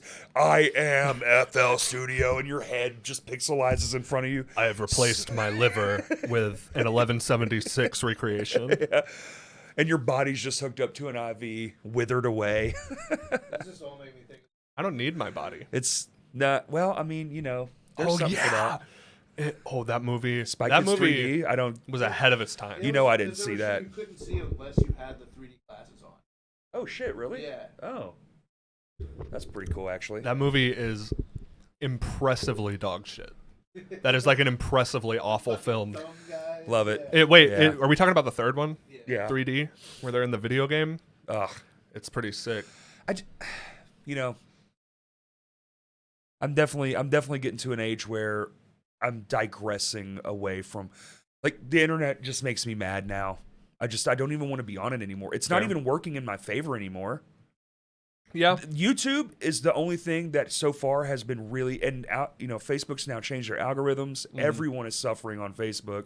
It's dying. Yeah. Facebook. All die. The kids, you know, we had Jathan on the 100th episode, and he brought up a good point. He's like, dude, Facebook's been dying. It's probably dead. Instagram is no different. It's Yeah. gonna be Facebook and then die also. And you know, it just Instagram feels on its way out. Yeah, there it are really like does. there are people that seem like they have like reasonable amounts of success on Instagram. I don't know though, because like I think it works if you're a business, if you have a Yeah. shop or something to push. You know, yeah, I think it depends on like the niche that you're doing. Mm. I think if you like do like workout content, you can probably do pretty well on Instagram. I think stuff like that where you can sell a supplement and promote yourself. It's really good for being your self brand. Yeah, I feel like it's almost impossible, at least for me, which I just suck at promoting my music. But Yeah, admittedly, same. yeah, but like it feels like Instagram specifically, it is like almost impossible for me to get someone to be like, "Hey, you put out a song," and then they like They actually leave touch it, Instagram and yes. go and listen to that song, which doesn't feel like Instagram wants them to do that. Instagram doesn't want to send people to Spotify. No. So like, when you're on the internet, it actually asks you, "Are you sure?" yeah, Especially Facebook, they're like, "You sure you want to leave? This is an external link." Did I click the motherfucking link? Facebook? Yeah. Damn. We have another one of those. Or did Kurt drink? Oh, Kurt drank it. Never mind. It tastes like ass. It's like a drink. You can't find. I don't understand it. It's the fucking tropical upright. okay. The tropical uprising is the worst flavor. It's so bad. You messed Well, up. You fucked up. I was expecting some sort of like. Listen, he called it. He said blueberry. Yeah. No, Blueberry is great. but Bluephoria? I've never had this one. Revelberry is good too. Revelberry. My favorite was the orange one. The orange one's good. Yeah. But this is the worst thing I've ever put in my mouth. And I'm so I will say, I recently got set straight. I thought there's a mint flavor. I was like, that sounds disgusting. That sounds horrible. Is it good? It's like lemon mint, and they don't tell you that. They don't tell you that it's lemon mint. Is it a soft mint? It's not Very bitey, soft. is it? mint. Okay. Yeah, it's I don't actually like bitey super. I mints. thought it was stupid. I don't want to drink my toothpaste. Yeah. Yeah, That's fair. it's not. It's like a refreshing. Yeah, it shouldn't have been as good as it was. Content, dude, like promoting your band and having TikTok is king right now. There's no denying that. I'm not that guy. I don't want to put myself out there. I don't like it. I prefer to be the guy behind the camera or make sure they don't even really feel like they're in the room. Like, I love this because you're here. But if I'm talking directly to the thing, it weirds me out a little bit. Yeah, I feel really. It takes away from. I feel so like performative. I Mhm. guess anytime that I try to do like online content, and like I watch other people like surpass me by doing the stuff that I'm like, that's silly and doesn't matter. And then they just like put the work in and do it regularly. Do you feel silly as in like what mine is I feel embarrassment for myself because I'm like, oh, no one's going to want to see this. Surely not. But they Yeah. do because I want to see that from other people. Like if you put something out, I would gladly watch that. I feel like, I don't know. I generally kind of feel like I don't have like a lot to say with words. Right. Like I don't feel like I have anything Right. unique Yeah. or like anybody's going to like listen to me and be like, "Oh, he's really thoughtful," or he Or does it even have to be thoughtful? I mean, do people open a camera, fart, and get 20 million views? It's Yeah. like, you know? I guess The juggalos or the juggalettes. Fuck this shit. Yeah. yeah, I don't know. I guess for anytime that I'm like trying to promote my music, I always just get very in my head about it. It's and like imposter syndrome. It feel, Like, I yeah, don't belong here. 100%. Yeah. It does feel like it. Oh well, if they want to hear somebody talk about it, they'll like listen to Dylan or like not me. I would literally anyone. Yeah, but because me. Dylan, I'm like, look at Dylan. He's such a. Yeah, I mean, that man is a walking personality. He just exudes it. He's one of those, you know? yeah. He's a genius. He's really yeah. funny too. Oh, he's Like, a just- genius. That's the dude. His ability to like make the video ads for our shows and like Yes. singles and then just like branch off and like I think he did one for Full Moon recently. No, he's that was yeah, just, with like, the just for them. tentacles and shit. What the fuck? I don't know how he even like comes up with those. Like he like it feels like really similar to me sometimes, but he'll be like, okay, so I'm gonna do this video and like I'm gonna be sitting there and then I'm gonna walk in and I'm gonna be not wearing a shirt, but I'm gonna have it censored and I'm gonna imply that they're like tentacle and I'm like, okay, Yeah. okay, go do that, Dylan. And then he does it. It's Yep. fucking hilarious. And it was like super worth it. He did it here in real time. On his episode, there's a segment where he's like, Kurt, you're going to do all that, right? You're going to take my head, put it off, put it in my own hand. This is like, and he just riffs this whole like minute-long segment. And Kurt's like, I'm going to do none of that. You're going to do it, right? Yeah. Yeah. He's. Yeah, nope. You shouldn't. Did you do it? But you're doing it, though. He's got his hand out. He's like moving it around and shit. Like he just, He's like, it's currently happening. it's just, man. And he's just sitting there with it not happening. Yeah. That's embarrassing. Thank you for cutting him down, Kurt. He needed it. Take that ego, just notch out like a Jenga piece. Good Lord. Oh, yeah. We're musicians, man. We all have fragile little egos. I don't want to talk about it. Yeah, I don't want to talk about it. I want to talk about it. I'm excited to see your new project. What show are you playing? We're playing at Dedicated Arts. Oh, you said that. What is that? It's a little gallery in North Little Rock, I think. Okay. I have not actually been to the physical location. Is it like the Labyrinth? Oh. That sounds like the Labyrinth. That's in North Little Rock, right, Kurt? No? Oh, I'm an idiot. Oh, okay, I'm dumb. But it's with this band called Your Arms Are My Cocoon. And they're like really weird. They almost sound like they have like lo-fi glitchy drums and like Midwest emo guitar. And it is just like really weird lo-fi. Definitely not for everybody, but if it is for you, it's really sick. I like things that aren't for everybody. So Yeah. just to see it, even if it's the one time, the spectacle, you know? Yeah, I think live they're gonna be nuts. I think you they're have to gonna be. really, really cool. One with a name like that, you better Yeah. bring it. Yeah, the heat's got to come with it. And Steak sauce mustache. Yeah, steak sauce mustache. Like, if you got a weird name, dude, you kind of got to be on a different level. yeah, if Steak Sauce Mustache just like stood there and played some like Oh, mid 2000s pop punk, shit like, band, shit name, shit everything. Yeah, the band Mid. makes the name, and the weirder you get, the better you better be. yeah, Yeah. for sure. But it's us, and then I can't remember the other touring band's name because I'm an asshole. But to be fair, being a fucking naming a band these days is hard as shit. It is because Everything's everything taken. has either already been taken, or if it hasn't, then you're like, why hasn't this been taken? Is this bad for like SEO? Mhm. Like, we picked Ultra just like based off of a joke from work, and we're just Ultra, and Good. Short, simple. short, Yep. sweet, and it feels like the genre. Like there are a lot of artists like it feels like a solo producer name. Okay. I guess is kind of what we were thinking. I see. Yes, yes. Um, It does definitely have that feel. Like Arca Yep. or somebody like that. Marshmallow. Yeah. And I'm like, is anyone ever gonna be able to Google that or like look it up on Spotify? Like, I don't know. Or do what they do over in England, Ultra US or We were thinking about, or I suggested maybe putting like a V in there, like Vultra or whatever. spell and it everybody weird. was like, no, it's stupid. yeah. It's cringe. Oh, So- come on. Yeah. I think we're just Ultra. Just Ultra. Yeah. It'll show up eventually. But you Eventually. just especially if you do your tags as like Ultra Band Yeah. or Ultra AR, something that's more For sure. discoverable. And Violent Pact is on that show. No shit. Yeah, it'll be us. It's gonna be I think like 2 more electronic projects and then 2 like more Bands. straightforward, heavier bands. Okay. This is in July. No, it's June 24th. It's in Fuck, like man. 2 weeks. What's happening that day? The wrestling at Vino's. Fuck. I'll be playing that night. That's actually super lame. I Son didn't know of that was the same night. Bitch. That hurts my heart. Actually, this probably won't even come out till after that anyway. Yeah, check the date. We're on 2 weeks now. Oh, okay. Yeah. That's what's up. We have fun. Well, we're gonna go back down to 1 week. Kurt gonna be here next week, so Comes out on the 20th.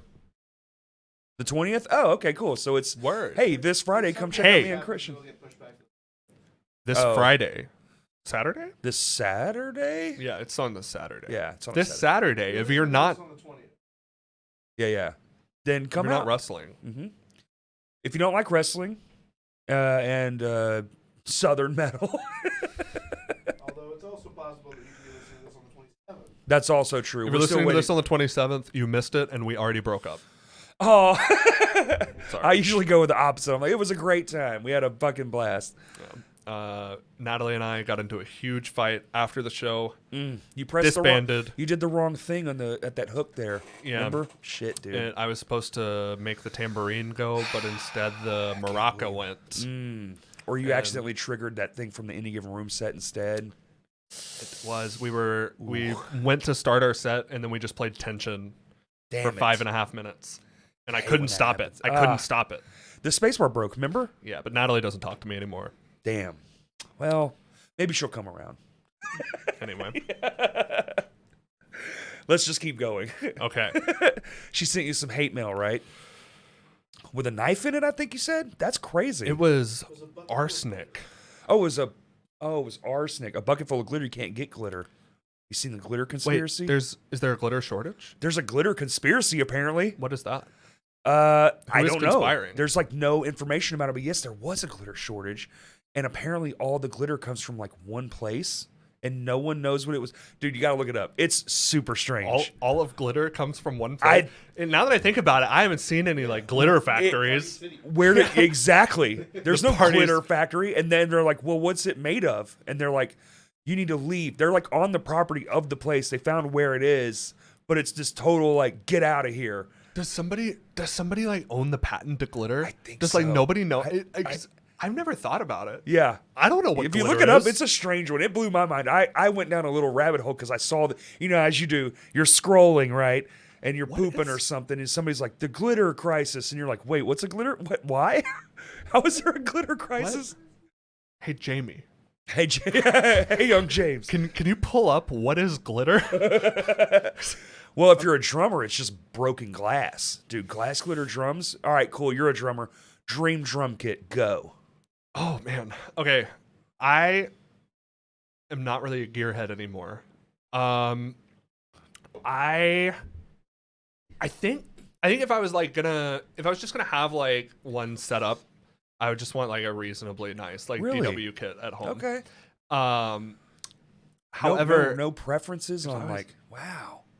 super hard. I like big cymbals. I like big tom. Like I like big drums. Yeah, me too. Same. Mine would be big everything. But for the most part, like literally, my kick drum is like literally a first act kick drum that I've stuck PVC pipe in so that I can keep my like sample pad on it. Like I'm not super messed up about gear really hard. I like having like nice cymbals that aren't gonna fall apart. Yeah. I like Zildjian. I like the. Well, I think if you're a real drummer, you understand that cymbals are far more important than the drum. I Yeah. made a $100 drum kit yesterday.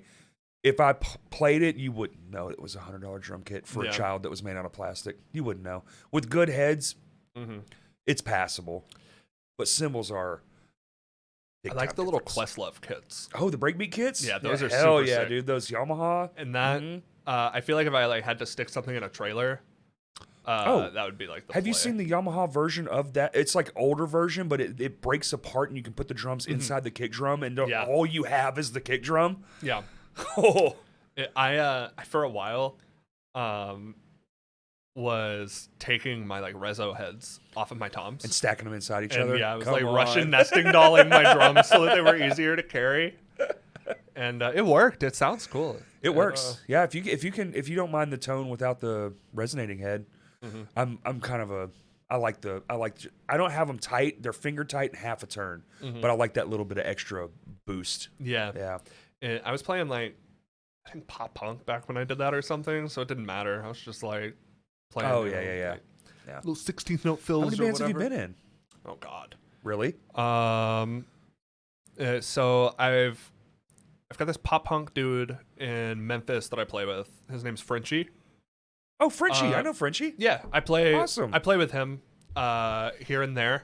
I've done like a little bit of touring with him and stuff. He's just a homie, really really cool guy. Cool. Then way back in the day, I was in a band called Macomb County with Dylan. Okay. And we played the shittiest like proto kind of metalcore, but like we didn't really know how to write it yet, so it was just weird. I love when a band doesn't know what the fuck they're doing. It's just Yeah, we were like, yeah. I think we wanted to write Periphery songs, but none of us could fucking play guitar. How old were y'all? So though? like 15, okay, 16. that makes sense. Yeah, That's the Dylan and best I, times, Dylan and man. I met so long ago. We were like literally like 8. How did y'all meet? If he We lives, were in 3rd grade together. oh, We so went to private you're school from together. you're from No, so Dylan used to live in Sherwood, out in Gravel Ridge. Oh, And we both went to Abundant Life Christian schools. hey yo. In Sherwood in like 3rd grade, and then we disconnected for a while, and we're just like friends on Facebook or Instagram or Right. something. And he was like posting covers or whatever, and I was like, "Hey, dude, you want to join my band?" Yeah. And then we became friends again when we were like 15. Hell yeah. And yeah, so we did that for like most of the time. I think probably like my sophomore year until like we graduated, give or take. Mhm. And then after that, I was in a band called Lucid, which was like a deathcore band. I think I remember that. With For some reason, that name rings a bell. that guy Dakota, or I think Brooks Johnson. Oh, okay. Yeah, he was playing in the band at the time, and then that guy Jameson, who used to be in bands. Jameson. I don't, that doesn't ring a bell. He's trying to think of other bands that he's been in. Lucid was the main one that he was a part of. He was in that band Aries for a minute too, if you remember them. Okay, I do. I remember the name for sure. And then I did that for a bit, and then I was in that band Deadweight. They were like a hardcore band with Joe Lane and Scott Kemp. Yeah. Jameson was in Deadweight as well. Okay. I did that for a couple of years. Damn, you've been in a host of bands. I was in a band called Of Human Action that only played like 2 or 3 shows. We played with Era at Vino's a few years ago. Nice. And that was like the only show that we ever played. We're never gonna get better than this, guys. Yeah. Let's pack it up. Call it a day. We already went to the top. No, that shit was rough. But then I've been doing Any Given Room for like 6 or 7 years now. Been a hot minute. And we've been like 5 different bands, honestly. Yeah, but, pretty much. We've been keeping that one going for a while, and then And that's okay though, because now people are finding you the most now than ever. Yeah. And you're now the more you than you've ever been. So kind of perfect, really. Yeah, it feels like we just got to spend a lot of time experimenting and working out kinks, and just, I guess, like figuring out what does and doesn't work across like multiple songs. Right. Like what we sort of like got to figure out how to like be a band and build our like our discography or our catalog a little bit before anybody cared. Right. And now that people do care a little bit, it feels like we're a lot better at like actually constructing songs and not being and your goofballs. knowledge of being able to get it out faster, because you can record yeah, it pretty fucking fast. for sure. We don't, but we can. But you can. You have the ability to be like, we wrote this song, we can have it out in a month tops. Yeah, we sit on stuff way too long. We're really, really bad. You're talking the fucking king is sitting on stuff. Bro, yeah. We sit on a Lame Johnny record for 4 years. Kurt leaked it. So I haven't even heard the Lame Johnny record. I like have a rule. It's on YouTube. I have a rule where I don't really like to listen to people's like leaks. Like I want to wait until you've decided it's time for me to listen to it. We're not ever putting it out. It's on Crashcast's YouTube channel. Yeah? That's it. And it's on Bandcamp. Well, There what you go. I was getting at is I waited so long to listen to the My Hands to War album. Everybody had been passing it around. Everybody's heard it at this Everyone, point. yeah. And I was like, no, I'm going to wait until they drop it. And finally, you assholes took so long that I was Yeah. like, you know what? Evan, send me the My Hands album. And I listened through the whole thing. That shit's amazing, by the way. It sounds It's sonically so good. It's sonically It is right like- what it should be. Yeah. it's We perfect. took a lot of time and spent a lot of money to make sure it was the thing it should have been. Mm-hmm. Because it was like, we don't know what it is. We don't know what we are. We don't know anything. You know, the world changed. We took a hiatus, and the world we came back to, musically speaking, was just a different world. And Yeah. so we were like, if we're going to do, because everything seems to be singles now or EPs at the most, doing an album seems pointless, Yeah. honestly. But we were like, we're gonna do one, and we're gonna do it fucking right. So let's just do that, and we did. We tracked it for months, and then went and did drums at a different place because we knew we couldn't do it. Like we were like very honest with ourselves. If a take was bad, do it again, do it again, do it again, do it again. All dude, so hard on each other. It took months and months and months to make that thing. Yeah. And then sending it off, even like to get mixed. You know, Nathan sent us back mixes. Well, this blah blah blah or that blah blah blah. I think we did like 3 Did or Nathan 4. do the? Yeah, he mix did the and master? mixing. Okay. And then we sent off to be mastered at Rogue something or other. Okay. A fucking fortune. I think Nathan tends to work through them with his mastering. Yeah, and they did That shit phenomenal. sounds really good. It's ridiculous. I mean, I don't know how else it could sound, to be honest. I think we did all the steps right. I loved it. I love it. I just wish now we got this one. We'll shoot another video very soon. That one will come out, and then potentially a third single. We don't know because we don't know when we're gonna release the album. That's like the only problem we have right now. But it's the fuse has been lit. So by the end of the year, there's gonna be a record release. I'm really excited to be able to listen to it on Spotify. Yeah. And a couple of times I've bumped it. I think it's like it's not Bandcamp. It's like Google Drive or It's a Drive account. Yeah. It's, I don't know. It's Annoying hard. to listen to. Well, because Corey. you have to X You out. make me work You to have listen back to it. out. Okay. It's hipster ass local bands. The other day, Dude, our album's only available on Drive, man. dude, the other day, Cash at me $5 and I'll. Actually, you know what? That might be the new motherfucking way. I might have just said something genius as fuck. cash at me $5. So you get Cash the at me Google Drive link. $5 and I'll give you the whole fucking thing. Lyric sheets, album, music videos. You get the whole bitch delivered right to your phone. The other day, you know, Justin's band, like the prog band that he's doing, the Distroma. Yeah. I hit Jeremy up and was like, "Hey, I want to hear the fucking song with Justin's vocals. I haven't heard it yet. I've been hearing this song forever because like Tyler, I'm good friends with him, and I've heard this song for so long. I was like, I want to hear the vocals." And Jeremy's bitch ass sends me Oh, bitch ass. Justin's. He sends me just the acapella track, and he meant to send me the full mix. The worst way to hear vocals, by the way. He meant to send me the full mix, and I think it was late, but I like went off on him. And I was like, I'm so tired of these hipster ass local bands being like, "Oh, you want to hear my single? You gotta build it. Here's the stems. You can put it together in a DAW, and then you can hear the song." And it was like, Jesus, bro. The links I go to listen to y'all's shit. We're real DIY. Your band sucks. How dare you stitch it together for them? Let them figure it out. Music is an expression, okay? If they want the chorus to be where the verse is, then so be it. We only release our album in stems. Dude, now that's a skit. Yo, that's a... Oh my God.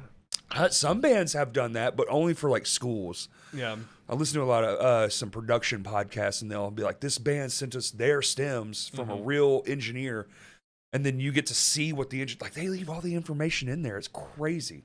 And some big ass bands. A lot of like proggy bands are really big on doing that. And like Here's the VST, here's where you can get it, like everything. Some electronic producers are really sick. It lets you understand what things do. Yeah. You know? I know like Periphery and Animals as Leaders, like a lot of those dudes will just put out where you can buy like the stems off of their store or whatever to mix the tracks.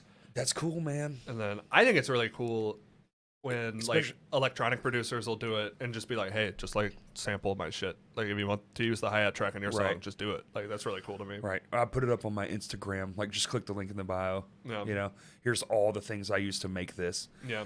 I think that is where it's going to eventually be, is just, you know, with everything the way it is, you, on a long enough scale, it is all just going to be open. Everything's just going to be open. Yeah. I think we're in like I feel like music is like this wall now. Well, like what we describe as intellectual property, that's not a real thing in the future. Yeah, it's just fake. Yeah. I don't respect it. Or like what were you going to say about the wall?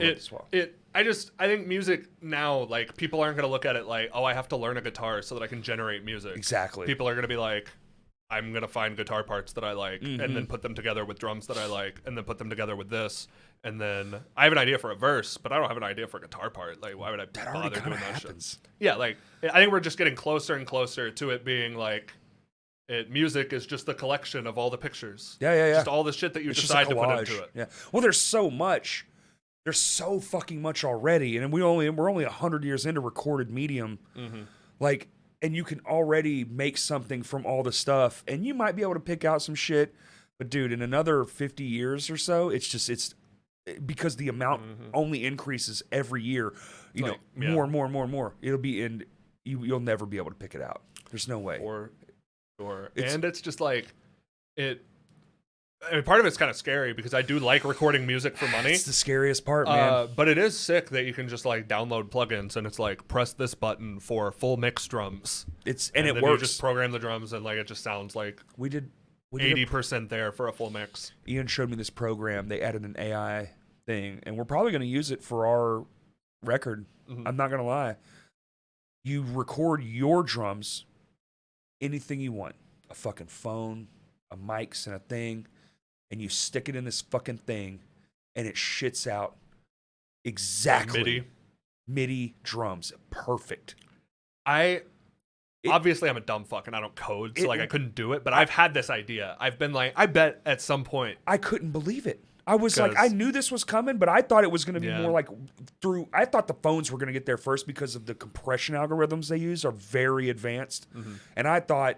These things will get there where when you take a video at a concert, it'll just sound just like the fucking CD or like you're standing right there, you know?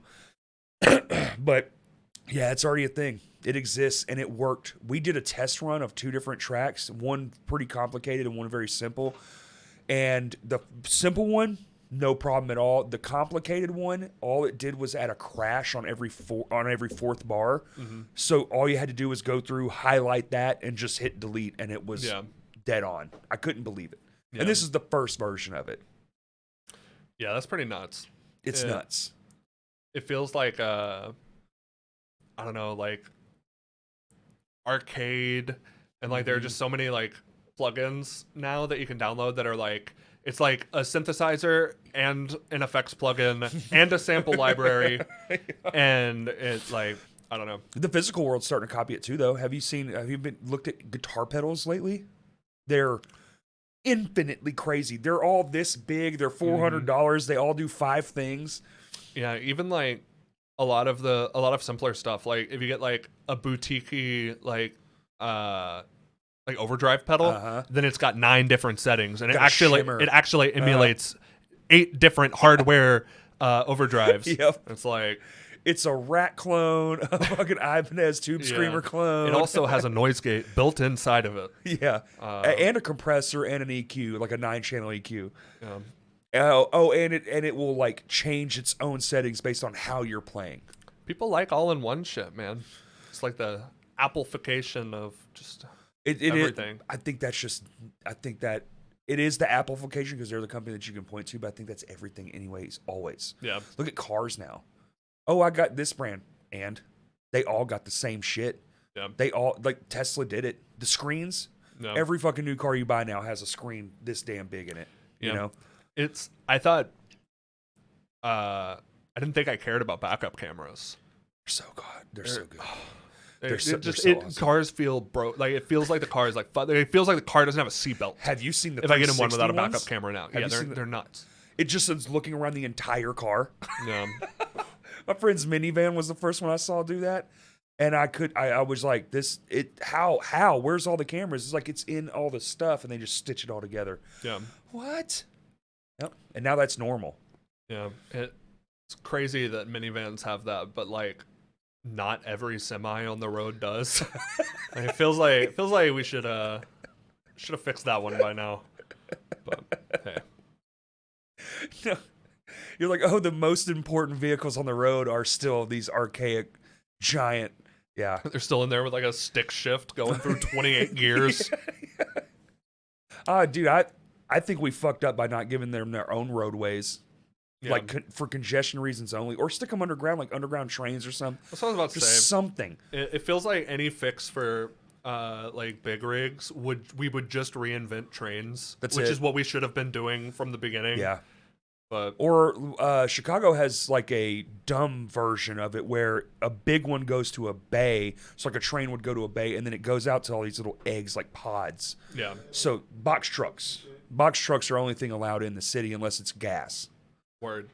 for refueling purposes. Yeah, I think technically you're not supposed to drive like on 630 in a big rig. Like people still You're do. supposed to get clearance, Yeah. but I don't think they even enforce that at all. Yeah, You don't see a lot of semis on there, but I mean, you go down there, you will see a couple. Yeah. the I think that rule got voided because they built up the area. You Yeah. know, it's just a suburb now. Yeah. So, but they could have easily like planning out a city doesn't seem that hard for innovation. There's so much open land here. I feel like one time someone should be like, yeah, we're just going to make all the other shit just be beneath, like a mall. Malls are great. They have all those back alley channels where everything actually comes through. So you don't see someone bringing shoes into fucking Journeys through the front of the fucking store. yeah, everything is like Everything's, set up with the infrastructure in mind. yeah, Yeah. mall style, even though they're dead. RIP malls, man. Yeah, it shows how well that worked out for him. Fuck your innovation. All the planning in the world did nothing for you. Boom, computers. Movie theaters too. We took it all, bitch. Yeah. It's so scary how fast movies go.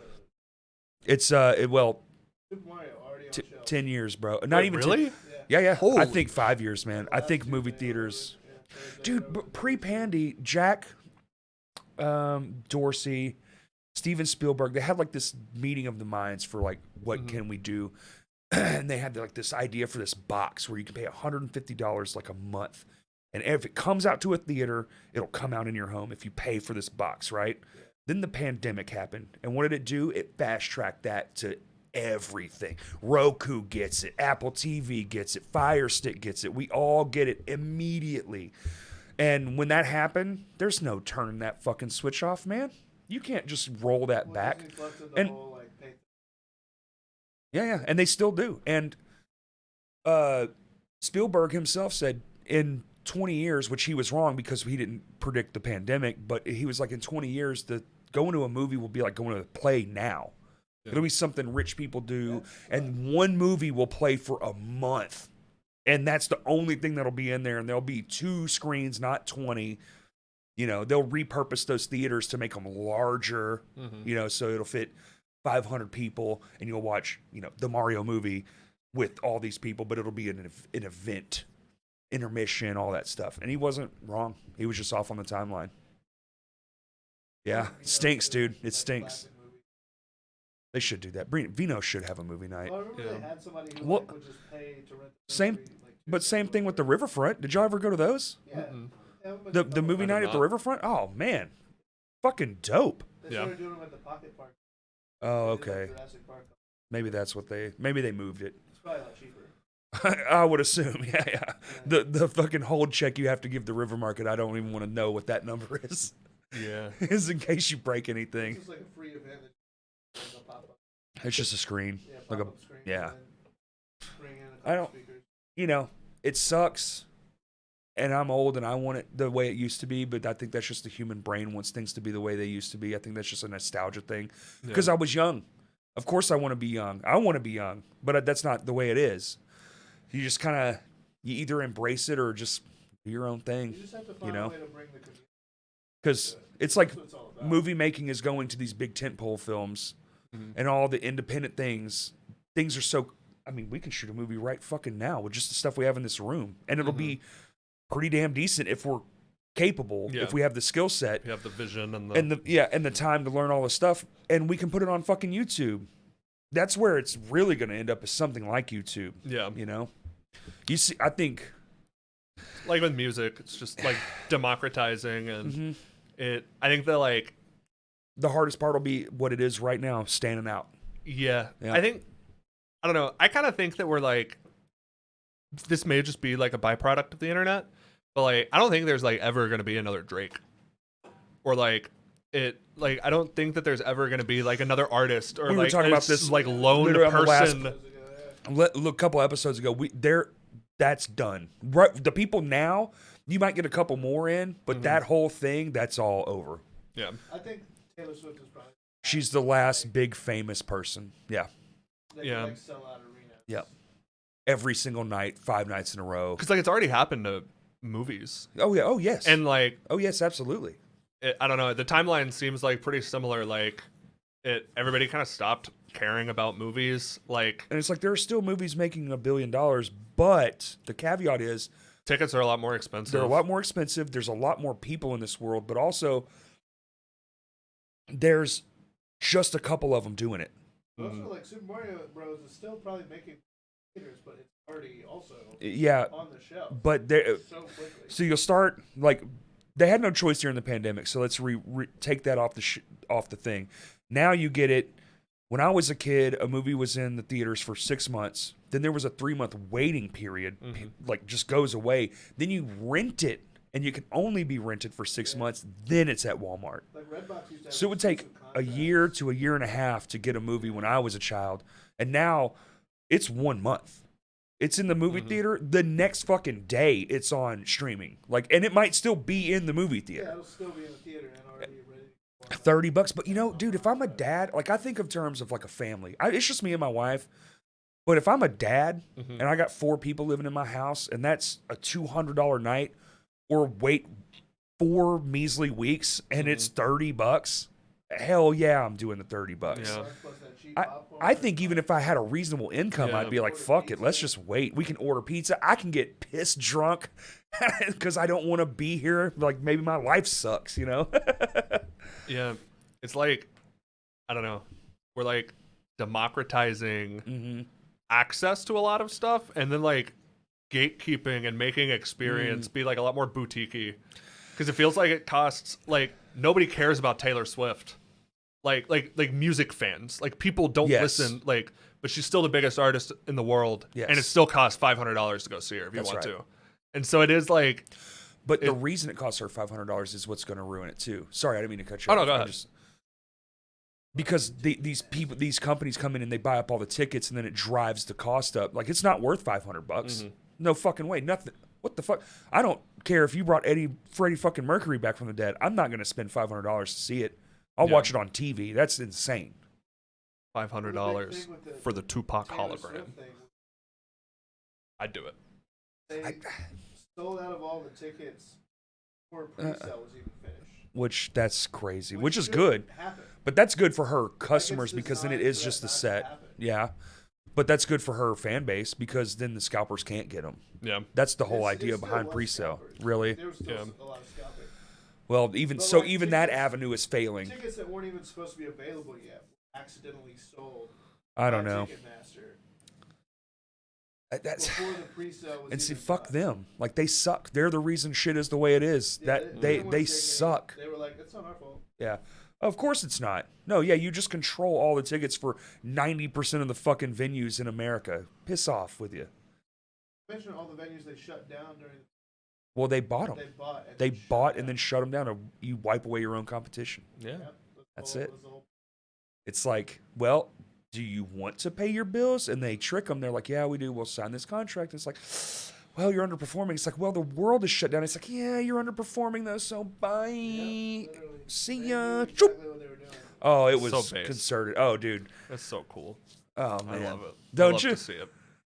And then Love now to it's, see I think everything in the future will be like what we were talking about earlier. It's just going to be these niche things. You'll have your audience, you know, Any Given Room, My Ass or Kurt Lunsford Photography. He'll have his audience, and that will be the audience. Like, and that's what you'll garner. And maybe every now and then you'll get a couple more. It's kind of that way now. Yeah. But right now you still have the pop potential. There's a pop potential. I don't know that exists in probably not that long. Yeah, I mean, I guess I could see that like pop potential, like sort of lasting. I just don't think that the people having like decades long careers and like being allowed to suck too, because like They put out a we love it. like Drake great example, biggest artist in the world, like arguably still, Sure. like by some metrics. Yes. He had like a pretty good run, put out some good albums, and has like just dropped straight ass for like 4 albums in a row, and everybody's still like, I mean, Drake dropped every time that he fucking puts out an Yes. album, you know, like 68 million monthly listeners, Yeah. and like I don't think that you're gonna keep on having that level of like fanaticism, people that like are ride or die for 10 years. Like if you stop producing, people are just gonna stop fucking caring. I think you're right, and I also is that ride or die fandom, or is that the way it's set up now is there's no room for fucking anyone to get in there, because we know somebody in that realm who is on a major label and they bought him so they couldn't fucking do anything. Yeah. Like that's a real story. It's not for me to tell, and he'll tell it in his own way, and he has before, but man, like legitimately, I know somebody that legitimately happened to. Mm-hmm. It's like you got bought out so you can't be competition. Yeah, no, if you look at a lot of it, even like I know this is like a big problem in hip hop, but like you'll have labels who have like 5, 6, 7 of the most important artists Yep. In the genre, and then they'll only let them drop like every 5 years. Yeah, Like and they won't push it at all. like fucking SZA. Yeah. She just dropped that album that was huge. It had been 2016, 2017 since Yeah. she dropped before. And it's like she could have been the biggest R&B artist in the world in these 5 to 6 years if she would have dropped another album. Yeah. They control But- the narrative in that realm Yeah. specifically, like real bad. It the throttling and the like, I guess the awareness of like knowing when everything is coming out, Right. and being in industry and being able to be like, oh well, you don't want to drop it this time because Ari Lennox is putting out an album, so you don't want to drop SZA. You know, like it. I guess having that many people that are involved trying to like tee it up and make it perfect probably makes it where a lot of people are just like constantly waiting, sitting on their albums and re-recording shit because they haven't been able to drop it yet. Right. That over sonification of an album. Mhm. Yeah. Yeah, I don't know. That Ugh. shit's frustrating. It is, man. I think that's just a product of the now. I think that goes away, but things will be less than, right? It's kind of bleak, but all the arrows point in that direction. Nothing points in it'll be so easy and you'll have a world's platform. It's like, as much as I hate TikTok, I think the one thing they do get right is it is designed to push content. Mm-hmm. And if you can make something anyone can latch onto for even a second, it will push it to more people. Yeah. YouTube has the same shit. They're like, oh, you're catching fire? We'll boost you. We want you to boost you because we want more people on this platform. But they're not all doing that. Yeah. You know, 2 in a game full, you go to the app screen on your phone and type in social media. It's more than just the 3 we know about. You know, Yeah. it's a big game. Uh, And all the small ones are jockeying for the next. What's next? yeah, like Rumble and Kick. There Yeah. you go. Said at the same time. that shit's weird. I feel like every time I get on there, it's just like But it will be. people who aren't allowed on Twitter. Well, but it will be though. But if it garners enough attention, people will just flock to it. Yeah. That's what it is. I think Rumble Dude, just TikTok signed was- like a bunch of big ass streamers. TikTok was a fucking dancing app. Yeah. That was music. A music, yeah, it was a music thing. It was just people dancing and doing music dude, Instagram, same thing. It was an app for photographers. Mm-hmm. When I was on there originally, when it was like the camera, remember? The Yeah. icon was a real camera. It was just photographers and some people doing like day-to-day stuff, but mostly it was people like, look at this beautiful shot, National Geographic shit. And it was also like iPhone 4 era, so we were all like, look at the phone can take these great photos. You know, now no one gives a fuck, but they're like, oh my God. Now it looks And- like it was like on a handy cam, like a still from a Yeah, VHS cassette. Yeah. You look back and you're like, oh, God, I can't believe we thought that was good.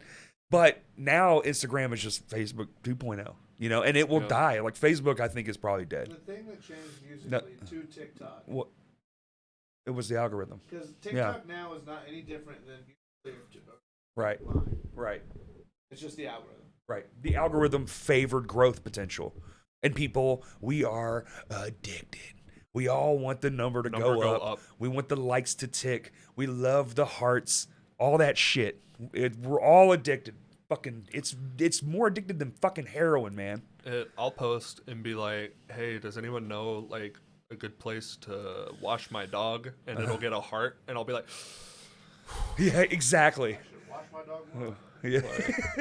yeah, Yeah, and then you feel bad when something underperforms. Like I spent all this time and it didn't even do the thing I wanted it to do. But in most cases, on most platforms, it's the algorithm fucking with your head.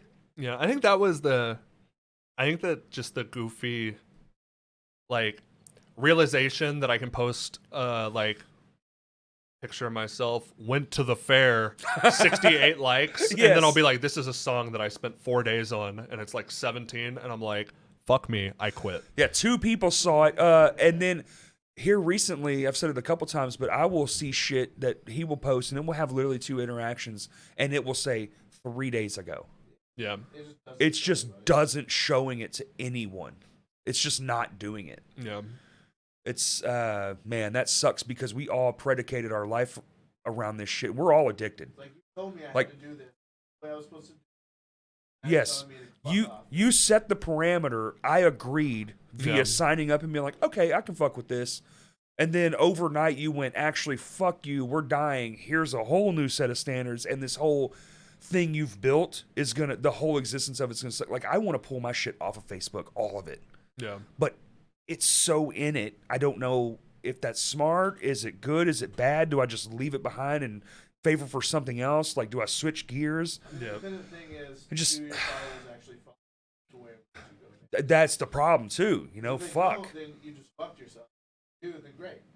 Right? But then how much of that is real and how much of that's in my fucking head? You know? Yeah. I don't know if this everybody that has these questions, but damn, it's weird. Yeah. Yeah, I don't know. It is not super satisfying. I think that just an interesting like problem that we kind of have to deal with is like I feel like everybody, like even you and I have been like using it a lot, but like people like are like the algorithm. And like I think that the understanding that like the people who coded this algorithm don't understand this algorithm. Right. Like it is just a nebulous force of nature Right. that nobody understands it in its entirety. There's not a single engineer that understands how the YouTube algorithm works. They So, just know like- that it does. So you've like got people who are like I guess that there's like almost an entire economy around playing an algorithm that nobody understands. Oh yeah. And like there are, I guess because there's like a lack of understanding around it, there are some people that think that it is like a lot more concrete than it actually is. So there's just like not great like consensus of understanding of how this shit actually works. Right. And how to grow. Like Kurt was saying, you can do everything right, and the algorithm still shits on you, and you're like, why? And they're like, I don't know, bro. It's the algorithm. Yeah. And it just feels like supernatural almost. Yeah. It also, you know, ooh, yeah, that's tough. Yeah, because you can do everything right, and it just doesn't matter for whatever reason. One less person didn't like the thing, so it just never popped or whatever it is. Ooh, that is deep. That actually hurts my times. feelings. God. Yeah. How long have we been going, Kurt? Just over 2 hours. Hey yo. Oh wow. Yeah, dude. Shit flies. Fucking time machine, If man. you had to guess, who do you think the Most monthly listeners on Spotify. The Beatles. No. I bet Beatles aren't even 500, like top 500. It's, Really? No, I bet they are top 500. I bet they are. Is it 200? I don't have But they Spotify, rank- so I don't know. That's the like. Is it Drake? charts. Is that who we're talking about? Is it Drake? No. Did we mention them yet? Is it Bad Bunny? Still, it was Bad Bunny for a while. I know Gross. Selena Gomez for a while. Really? Yeah. We're fucking doomed. uh, Bad Bunny and Selena Gomez. I fuck. Okay, step off of Bad Bunny. Okay, Oh my Bad Bunny fucking Let me put it this way. knocks. I have to go 12 down the list to get to an. What the fuck? Who's number one right now? Number one is the week. The Oh, Weeknd? The Weeknd smacks. Okay, Abel do. deserves it. Fine. I like Yeah. The Weeknd. I don't know if he's I- the most streamed thing, though. 106 monthly list. 106 That is million. wild though, because he hasn't. Does he Okay, have like a but new that's- song out? But see, this is He hasn't my- this dropped is- an album in like hold a on, year. Because this is my whole argument against it. It's like 106 or how many million? 106.45 million Okay. That's a global market, too. per month. That's around the whole world, which there's 8 billion of. So 100 million to 8 billion is jack fucking shit. Mhm. So is it? It's It's a lot. Yeah. But all the people in the fucking globe, most don't even know who the fuck that guy is. Most. And more than most. No, it's most. I don't It's know, most. man. Yeah. I don't know, man. He's big, but yeah, you The think Weeknd some is fucking like- guy in Croatia knows who the fuck The Weeknd is? He's trying to fucking Maybe. feed his family with A lot fish. of He doesn't people- give a shit. I What? think What? I feel like more people know who Kanye is than know who Jesus is. Well, that's just Number 2 is Taylor Swift. yeah. That's who I thought it was gonna be. That makes sense because she's on I that figured giant. it was Taylor. She's on that giant tour right now. 16 million The Weeknd. That's not a lot. At 100 million, that's not that many. That's pretty. Imagine if you had 16. Yeah, I mean, like I don't. Corn sits at about 7 million. 7. I was gonna monthly say like listeners. 7 to 10 somewhere in there. So Yeah. like, that's and I don't know. They feel like a big ass like pervasive band. But at some point they were. You know, in the 90s they were fucking unbelievable big. Can you take a guess who the band is that's the highest on the list? Number 12. It's a band. I don't know. Please man. don't tell me. Is it Imagine Dragons? Imagine Dragons is on the list. It's a good guess. They Actually, are on the list? Number 19. Okay. Wow, I that's a really good figured- guess. Is it like AJR or some shit? No, Any given room. it's worse. Who is it? Coldplay. Coldplay. That makes sense. People listen. They're global. They're global. That makes is sense rare, though. actually. Like, you look at these artists, Yeah. a lot of them are global. They're artists, global not artists. Just, Yeah. It doesn't doing good here. That like- used to be like the Dua thing, but Lipa, now, for example, yeah. David Guetta, Bad Bunny. That's the Weeknd. crazy. The Weeknd does some songs in Drake Spanish, is number There you go. and that's It's huge. huge. That is huge. Yeah. He has a song with Rosalia, There who's you go. like a Spanish pop artist. Okay. Well, that'll garner you, all of Latin America, Italy, all the, surrounding areas. Dude, and a lot of people don't. It Daddy Yankee. probably literally just from that one song. Yeah. But fucking, it feels like with Latin markets, like it feels like other markets are already so much more willing to listen to English speaking music Yeah. than like English speakers are willing to listen to foreign music. Oh, for sure. So if that's you- 100%. Yeah. If you will like play to your Latin audience at all, then they like eat that shit up. They love it. Absolutely love it. Like, and of course they would. When I Like, went The in- Weeknd is doing a song in Spanish. Like, that's fucking sick. Dude, in January, I was building a water tower in Texas, and the two guys, I spent all day with them. They're both from Mexico, and all we're listening to is that. And we got into a conversation about horns in music. I was like, "You guys love like horn sections still, and all this like different noise." He's like, "Oh man, yeah, I love it." And we're talking. I was like, "Would that help?" Blah blah blah. We're just having a conversation. And he was like, "Oh man, yeah, if something has horns in it, I'll listen."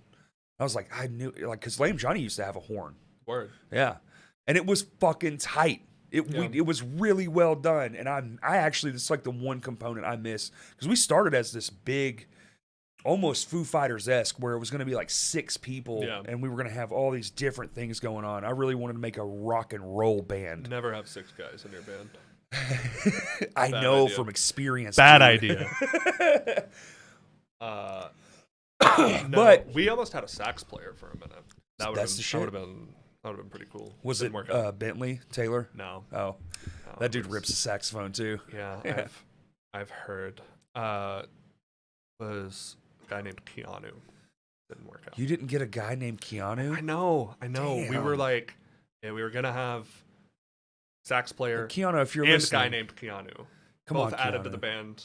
Really? Um, At least come out and rip one sax solo. yeah, we had the one in the song, so we were like, I love horns, we man. gotta get a sax player for all the time. Imagine like a hardcore song and someone comes out and rips a fucking trumpet solo right at the thing. Some Dude, Louis Armstrong be action. sick as fuck. Just the singer just Sick. We need to bring Come on. harmonicas back. huh? We need to bring harmonicas back. Oh, Like a hardcore dude, just real sad. just fucking He rip just it starts apart. ripping away on the harp, bro.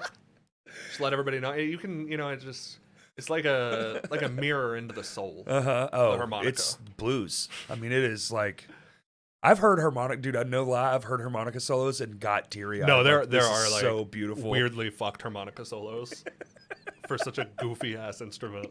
It's just fucking air in, air out. Like, Yeah. and some people are just a gift. They just like- have a gift. Yeah, it's like the Like a cross between a recorder and an accordion. Yeah. Well, I mean, the accordion in the wrong hands, absolute nightmare. War crimes can be committed. But in the right hands, In the right hands, It- War Weird crimes Al. can be committed. it's Weird Al, exactly. Weird Al. Yeah, Italian restaurant, all of them back in the day. Some guy walking around, What a bizarre instrument. Some instruments like make a lot of sense. Like the guitar, it makes it's sense. perfect I see sense. how it happens. Drum, it's the first instrument next to the vocal cord. Yeah, the guy who invented bagpipes. Like, what was he up to? We talked about bagpipes in the last one. This shit is hilarious. Like- Bagpipes come up on 2 episodes. What was he thinking? Yeah. Just like I feel like this was the consensus. Yeah. What the fuck even? You put a flute, but you wanted to play it longer, you son of a bitch. I still don't know if there's water in the It's bag. just sustain for flutes. Is there stuff in the bag? Is there like a steam engine? I think it's just air. It's just air. Just air? You have the and you blow it up, You basically and then like it fill up the bag and and then squeeze it with your arm. you shove the notes, and it comes out the tubes at the top. You're pushing it, so you have time to breathe, but then Maybe you have to. it's like you're walking with an organ. So you're always pushing, right?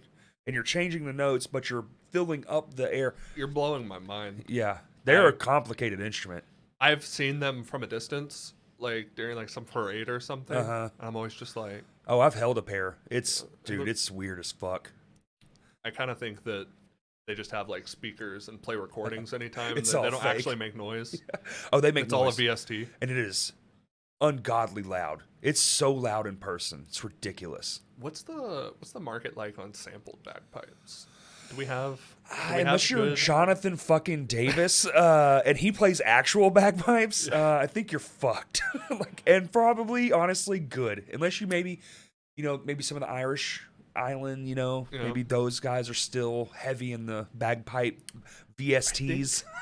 Can you imagine? It just. I'm gonna make the most comprehensive bagpipe sample library. You And that will might be, like a millionaire. my magnum opus. I sell 8 copies to all of the bagpipe enthusiasts. And none of them live here, by the way. Yeah, it's They're just all, all- like members of the New York Police Department. Yeah. That's good shit. All right, let's wrap this bitch up. Cool. You want to plug your stuff? Thanks for having me, Corey. Oh, dude, This was really fun. anytime. I'm kind of awkward, so thanks for bearing with me. Oh, you're not awkward Thanks, at all, man. Kurt. Thanks for doing this, Jamie. Any given room. Oh, I will chill with you in any given room at any given time, especially if there's cameras involved. heck yeah. My name is Christian. I don't think I've actually said that yet. My name's Christian. I play drum. You know that. I play drums in Any Given Room, and I play drums in a band called Ultra. I'm playing shows with both of them all summer. Come and check us out. Any Given Room put out a song a couple of months ago called Leopard Crocs. Go It check is that out yet if you damn haven't. good. Yes. I think it's pretty cool. Ultra does not have music finished yet, but we're probably going to be dropping some stuff before the Okay. end of the summer. And we're definitely going to be ripping shows. So if you like weird electronic music, if you like Death Grips or 100 Gex, stuff like that, Definitely definitely gonna come check us out. Yeah. If you're not wrestling or Well, doing that, that's unfortunate. Yeah. But I think we've got Couple more I in think we've the got chamber. one. I think we've got one before the end of June at Vino's. Damn, that quick. Okay. Sick. Yeah, I'm not 100% sure if that one's been announced yet, but we're playing a couple times this month, so All right. Fuck yeah, dude. heck yeah. All right, and we're on all the social media at Crashcast Pod. Twitter's Crashcast Pod 1. Check out the Patreon. More content coming soon. I love you all. Thanks, Christian. Peace. Thanks.